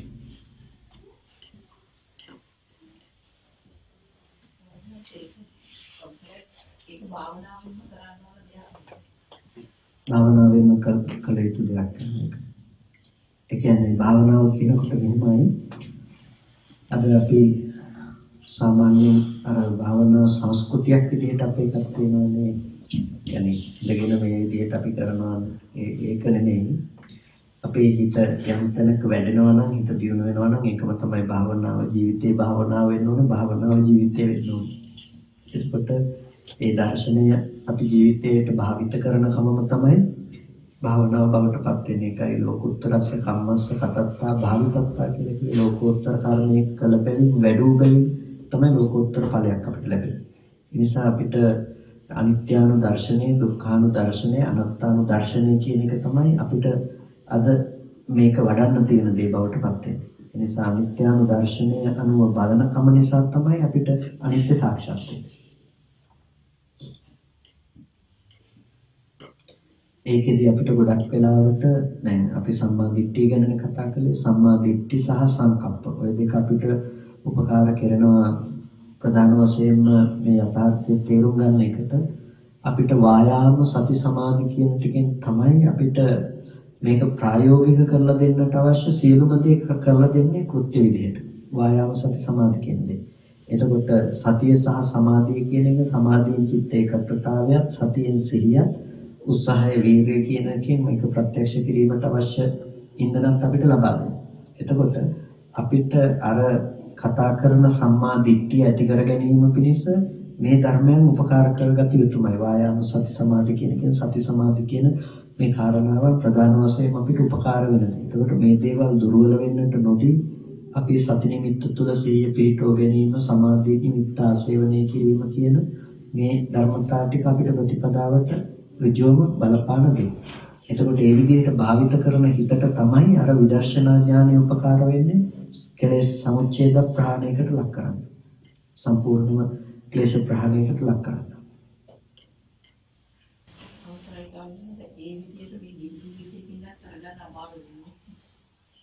කරගන්න අමාරුවක් නැහැ. කරගන්න පුළුවන්. නමුත් මම කියන්නේ නැහැ පැවිද්දෙකුට තරම පහසුයි කියලා. නමුත් කරගන්න පුළුවන්. ඒ කියන්නේ අපිට කල යුතු දේ බවට පත් වෙන්නේ අතහරින එක නෙමෙයි. අතහැරෙන දර්ශනයක් දියුණු කිරීම. ඒ කියන්නේ ගෙවල් දොරවල් අතහැරලා දාලා පැත්තකට දානවා කියන එකෙන් නෙමෙයි මේ දේ ඉවත් කරනවා කියන දෙයට තියෙන දේ බවට පත් වෙන්නේ. අපි කල යුත්තේ ස්පර්ශ ආයතන 6 පිළිබඳව අවබෝධ කරන එකනේ. එහෙනම් ස්පර්ශ ආයතන 6 අවබෝධ කරන එකට අපිට බලපවත්වන්නට වෙන්නේ පරිසර පද්ධතිය නෙමෙයි අපි ඒ පිළිබඳව දක්වන නුවණ. ඒ කියන්නේ මම ඔකට කියන්නේ දැන් ඉස්සර කාලේ ගිහි අයට ධර්මය අවබෝධ කරගන්නත් අද කාලේ ගිහි අයට ධර්මය අවබෝධ කිරීමේ අපහසු වෙනත් වෙන හේතුවක් නැහැ. දැන් කෙනෙක් කියයි එදා තිබුණු සමාජෙ නෙමෙයි අද තියෙන්නේ, එදා තිබුණු පරිසරෙ නෙමෙයි අද තියෙන්නේ කියලා. හැබැයි කාටවත් කියන්න බෑනේ එදා තිබුණ පුද්ගලයන්ට තිබුණේ ආයතන 6යි අද අපිට 7ක් ආයතන නැහැ. ආයතනයක් අපිට වැඩි වෙන්නේ නැහැ නේද කියලා. අද තියෙන්නේ ඇස කන නාසය දිව ශරීරයේ මනස. එදා තිබුණේ ඒ ඇස කන නාසය දිව ශරීරයේ මනස. එහෙනම් එදා ඒ ටික ගැන අවබෝධ කරගෙන නිවන් දැක්කනම් අද මේ ටික ගැන අවබෝධ කරගෙන නිවන් දකින්නවා කියන එක කරන්න බැරි දෙයක් නෙවෙයි, කරන්න පුළුවන්. අපි ගොඩක් වෙලාවට අර භෞතිකයට නැඹුරු වෙන කම නිසා තමයි අපිට ටිකක් අපහසු වෙන්නේ. නමුත් අපිට පුළුවන් දර්ශනය මගින් ඒක සෑහෙන දුරකට සමතේකටපත් කරන්න පුළුවන්කම තියෙනවා. ඒ කියන්නේ ප්‍රායෝගිකව කළ හැකි දෙයක් බවට පත් කරගන්න. ඉස්සෙල්ලාම තමන් දර්ශනය තුළ වඩනකොට තමන්ට තේරෙයි තමන්ගේ ස්වභාවය වෙනස් වෙනවා කියන එක. ඒ කියන්නේ තමන්ගේ ජීවිතේ, තමන්ගේ චරිතය, තමන් ප්‍රතිචාර දක්වන ක්‍රම මේ දේවල් වෙනස් වෙනවා කියන එක ප්‍රායෝගිකව තමන්ට මතෙදින්න පුළුවන්. වෙනද තමන්ට තරහ යනකොට දැන් තේරෙයි තමන්ට තරහ ගන්න බැරි වෙනවා කියන එක. කියන්නේ තරහ පාලනය කරනව නෙමෙයි, ඒක ගොඩක් වෙලාවට තරහ ගන්න බැරි වෙනවා. තමන්ට පේනකොට තමන්ගේ හිතත් එක්කම තරහ ගන්නවා කියන එක තමන්ට පෙන්නලා දෙනකොට ඒක කිසිම තේරුමක් නැති දෙයක් හැටියට තමන්ට පේනවා. ඒක නිර්ර්ථක දෙයක් හැටියට. තමන් වෙනද අඬන වැළපෙන දුක් වෙන දෙයක තමන්ට තේරෙනවා නම් තමන්ගේ හිත ගැන හිත දුක් වෙන්නේ ඇයි කියලා. එතකොට ඒක නිර්ර්ථක දෙයක් හැටියට තමන්ටම වැටහෙන්න ගන්නවා. එතකොට දුක් වෙන්න තියෙන එක තමන්ට නිකම්ම අඩු කරලා තියෙනවා. ඒ විදිහට අපිට ජීවිතයේ ඉස්සෙල්ලාම රළු තැන් වලින් අපිව වෙනස් කරනවා. අපිව තේරෙනවා ධර්මයෙන් තුල වැඩෙනවා නම් අපේ මනස. ඒ විදිහට වෙන්නේ නැත්නම් අපි හිතන ක්‍රමය සහ වැඩෙන ක්‍රමය යම් වෙනසක් තියෙනවා. එහෙනම් අපි ඒකන අපව කතා කළ යුත්තේ අපි කරන්නේ මොකද්ද? අපි වඩන්නේ කොහොමද කියන එක. ඒ කියන්නේ මේ වගේ වෙලාවකදී අපි කරන්නේ පොදුවේ දර්ශනය ගැන කතා කිරීම සහ කරුණු ඉදිරිපත් කිරීමනේ. එතකොට ඒ දේ සමහර විට ප්‍රායෝගිකව භාවිත කිරීමේදී කෙනකෙනාට අනන්‍ය වූ ක්‍රම සහ වෙන වෙනම වඩන්න අවශ්‍ය වෙන ක්‍රමවේද තියෙනවා. එතකොට අපි ඒක වෙනම කතා කළ යුතු දෙයක් වෙනවා.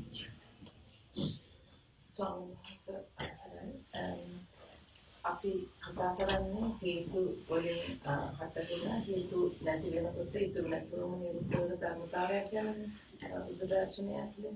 එතකොට ස්වාමීන් වහන්සේ මේ අපි කර්ම විපාක ගැන කතා කරනකොට දැන් අපි කියන පෙර ආත්මක කරපු කර්මයක විපාකයක් මේ ආත්මෙට ගම් වෙන්න පුළුවන් කියලා. ඉතින් ඒ විදිහේ නිරුද්ධ වෙන ධර්මතාවක් තුල මේ ඒ විදිහේ කර්ම විපාකයක් ගැන කතා කරන එක ගැන අවබෝධය ඕනනම් විස්තර කරලා දෙන්න පුළුවන්. නිරුද්ධ වෙන ධර්මයක් ගැන කතා කරනකොට කර්ම විපාකය කියන එක කර්මයේ කතා කරනකොට කර්මයේ බෙදෙනවනේ ආකාර කීපයකට. එකක් තමයි ප්‍රතිසන්දි කර්ම කියනෝනේ. ඒකට ප්‍රතිසන්දි කර්ම වලට අපිට දැන් ඔබතුමීට ඊයේ දේවල් සිහිපත් වෙනවනේ. මානසිකාර ප්‍රත්‍යයෙන් හිතට අරමුණු කරන්න පුළුවන්කම තියෙනවා. වැස් කරගත්ත ඕනම දෙයක් අරමුණු කරන්න පුළුවන්කම තියෙනවා. ඒ විදිහටම දැන් කයේ හැකියාවෙනොත් හිත නිදහස් වුණාට පස්සේ ඕන තරම් සසර කරපු දෙයක් අරමුණු වීමේ හැකියාව තියෙන ප්‍රතිසන්දි කර්මයකට තමන්ව අරගෙන යනවා. ඒක ප්‍රතිසන්දි කර්මයකට. එතකොට අපිට තියෙනවා ප්‍රතිසන්දි ගත්ත තැනකදී ලැබෙන කර්ම විපාකයක් තියෙනවානේ. ඒ කියන්නේ අපි උදාහරණයක් කිව්වොත් එහෙම අර බුදුරජාණන් වහන්සේගේ ශිල්පතුල තුවාලුණා කියමුකෝ අපි කර්ම විපාකයක් කියලා කියනවා. එතකොට ඒ කර්ම විපාක අපිට බලපාන්නේ ප්‍රතිසන්දි කර්ම විපාකයට නෙමෙයි. ඒ කර්ම විපාක කියන දේ කර්ම නියාමය අනුව සාමාන්‍යයෙන් සිද්ධ වෙන දේ තමයි එකක්. පළවෙනිම දේ අපිට සියලුම කර්මය අපිට නිර්වචනය කරන්න පුළුවන් මට්ටමක නුවණක් අපිට ඇත්තේ නැහැ බුද්ධ ගෝචර ධර්මයක්. ඊට පස්සේ අනිත් දේ තමයි කර්මය හිතට ප්‍රත්‍ය වෙන්නේ නැතුව කර්ම ප්‍රත්‍ය චිත්ත ප්‍රත්‍යට ප්‍රත්‍ය නොවේ කර්ම ප්‍රත්‍ය ඍතු ප්‍රත්‍යයට ප්‍රත්‍ය වෙලා කියන්නේ කර්මය ඍතුවට හේතු ප්‍රත්‍ය ප්‍රත්‍ය වෙනවා. ඊට පස්සේ අදාළ ඍතු වෙනස් වීම තුළ එහි විපාක ලැබෙනවා. දැන් ප්‍රතිසන්දිය තුලදී ප්‍රතිසන්දිය ගෙනල්ලා දෙනවා අපිට වාහනයකට හැපිලා මැරෙන්න තියෙනවා නම් අපි වාහන නැති රටක ප්‍රතිසන්දිය පිහිටන්නේ නැහැ අපිට. ඒ නැති රටකම තමයි ප්‍රතිසන්දිය පිණිස දැසගන්නේ. ඒකට ප්‍රතිසන්දිය පිණිස හටගත්තට පස්සේ එක තැනකින් කර්මය කියන එක තීරණය කරනවා අපේ ආයුෂය කර්මය කොච්චරක් දුරට ගෙනියනවද කියන එක. කයේ හැකියාව අවුරුදු 100ක් තියෙන්න පුළුවන්. කයේ කලකට ඇති ආයුෂය කියන එක. හැබැයි ප්‍රතිසන්දි කර්මය තීරණය කරලා තියෙනවා මේක 50න් නතර කරනවා කියලා. එතකොට 50න් නතර කරනවා කියන එක ප්‍රතිසන්දි කර්මය මගින් තීරණය කරලා තියෙනවා නම් ඒක ආයෙ නතර කරන්න පුළුවන් දෙයක් නැත්තේ නෑ. ඒ ප්‍රතිසන්දි කර්මය ගත්ත දේ තියෙන එක කොයි ඍතුවකට හේතුප්‍රත්‍ය ප්‍රත්‍ය වෙලා ඊට පස්සේ කෙලින්ම අපිට හැපෙන්න පුළුවන්කම තියෙන වාහනයකට හරි ඕනම දෙයකට ඊට පස්සේ. ඒ නිසානේ අර එළුවෙක් මරණයෙන් නිදහස් වුණාට පස්සේ බමුණා මරන්නේ නැහැ කර්ම විපාක ගැන පැහැදිලි කරලා දුන්නා. එළුවගේ අන්තිම ජීවිතේ මැරෙන්න තියෙනවා. ඒ වෙලාවේ අකුණක් ගහලා අසල තිබුණු ගලකට ඒ ගලෙන් ගල් පතුරක් ගැලවිලා ඇවිල්ලා අර එළුවගේ බෙල්ල කැපිලා එළුව මරණයටපත් වෙනවා. ඒකට දැන් කර්ම විපාකය කියන එක එයාට කොහෙන් හරි ඒ දේ විපාක ලැබුණා දැන්. මේ පැත්තෙන් වෙන්නේ නැත්නම් තව පැත්තකින් වෙනවා. ඒකට දැන් අකුණ ගහන්න හේතුනේ කොහොමද කර්මය කියලා අපිට කෙනෙකුට ප්‍රශ්න කරන්න පුළුවන්. හැබැයි ඒක මේ හිතත් එක්ක අපි ගන්න හේතුඵල න්‍යාය පැත්තෙන් නෙමෙයි ඒක ප්‍රත්‍ය උනේ. දැන් ප්‍රත්‍ය ධර්මතා අනුව කර්ම ප්‍රත්‍ය, ඍතු ප්‍රත්‍යයට හේතු ප්‍රත්‍යෙන් ප්‍රත්‍ය උනේ. එහෙම තමයි ඒකේ ප්‍රතිවිපාකයක් අපිට ලැබෙන්නේ. හැබැයි ඊට සුදුසු බෙල්ල කැපිලා මැරෙන්න පුළුවන් ආත්ම භාව ප්‍රතිලාභයක් අපිට ලැබෙනවා. එතකොට අපේ පැත්තෙන් අපිට කතා කරන්න පුළුවන් මේ ප්‍රතිසන්දි විපාකය ගෙනල්ලා දුන්නා මේ කර්මයෙන් කියන්නේ. ඒකට ප්‍රතිසන්දි විපාකය ගෙනල්ලා දුන්නේ කිම කරලා තිනවා අපිට ඒ පැත්තෙන් ඍතුවට උපකාර කරලා ඍතුව වෙනස් කරලා අපිට බලපාලා තියෙන කර්මය අපි වෙනස් වෙලා යන්න පුළුවන් විදිහට. ඒ විදිහට කර්ම විපාක කියන දේවල් අපිට එන්න පුළුවන්කම තියෙනවා විදිහට ආකාරවල. එතකොට කර්ම විශේෂ එක පැත්තකින් අචීත විශේෂයක් නිසා අපිට ඒකාන්ත ලෙස මෙහෙමයි කියන්න බෑ. ඒක බුදුරජාණන් වහන්සේ පෙන්වන්නේ අචීත විශේෂයක් හැටියට. එතකොට සාමාන්‍ය මට්ටමින් අපි කතා කළොත් අපිට කතා කරන්න පුළුවන් අපිට ගෝචර වෙන දේ තමයි එක පැත්තකින් ප්‍රතිසන්දි කර්ම විදිහට අපිට එන්න පුළුවන්කම තියෙනවා අනිත් විදිහට ඒ කියන්නේ ප්‍රතිසන්දි ලැබලා දෙන්න පුළුවන් කර්මයක් විදිහට බවට පත් කරගන්න පුළුවන් අනිත් දේ තමයි ඍතු ප්‍රත්‍යයට හේතු ප්‍රත්‍යයෙන් ප්‍රත්‍ය වෙලා අපිට විපාක දෙන්නලා දෙන්න පුළුවන්කම තියෙනවා.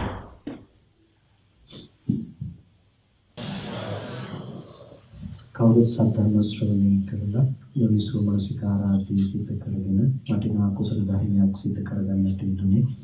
මේ සිද්ධ කරගත් සියලුම කුසල ධර්මයන් මේ අවස්ථාවේදී අනුමෝදන් කළ යුතුයට අනුමෝදන් කරමු. පළමුවෙන් අපි හැමදෙනාටම අර්ථයෙන් ධර්මයෙන් අනුශාසනා කළ අපේ ධර්මාචාර්ය අවසරයි මාංකඩවල සුදස්සන ස්වාමීන් වහන්සේට, මාංකඩවල නන්දරත්න ස්වාමීන් වහන්සේට අවසරයි ස්වාමීන් වහන්සේලා දෙනමතුම අමා මහ නිවනින් සැනසීම පිණිස මේ කුසලයන් හේතු පාරමිතාවක් වේවා කියලා ප්‍රාර්ථනා කරනවා. ඒ වගේම මේ සියලු කුසල ශක්තිය ඉෂ්ඨකාරක සියලු මේ ස්ථාන අධිග්‍රහිත දේවදන් සමූහය අනුමෝදන් වේවා. දෙවියන්ටත් මේ පින් උතුම් නිවනින් සැනසීම පිණිසම හේතු පාරමිතාවක් වේවා කියලා සාදු කියලා ප්‍රාර්ථනා කරනවා. ඒ වගේම මේ පින්වත් සියලු දෙනා නමින් මේ පරිලෝකීය ඥාතීන් සිහිපත් කරගන්න ඒ සියලුම ඥාතීන්ට මේ පින් අමා මහ නිවනින් සැනසීම පිණිසම හේතු පාරමිතාවක් වේවා කියලා සාදුකාරයි. අභිවාදන සීලස නිච්ඡං වද්දා පචායනෝ චත්තාරෝ ධම්මා වද්දන්ති ආයුවන්නෝ සුඛං බලං ආයුරාෝග්‍ය සම්පatti සග්ග සම්පatti මේවච අතෝ නිබ්බාන සම්පatti හිමිනාතේ සමිච්ඡති.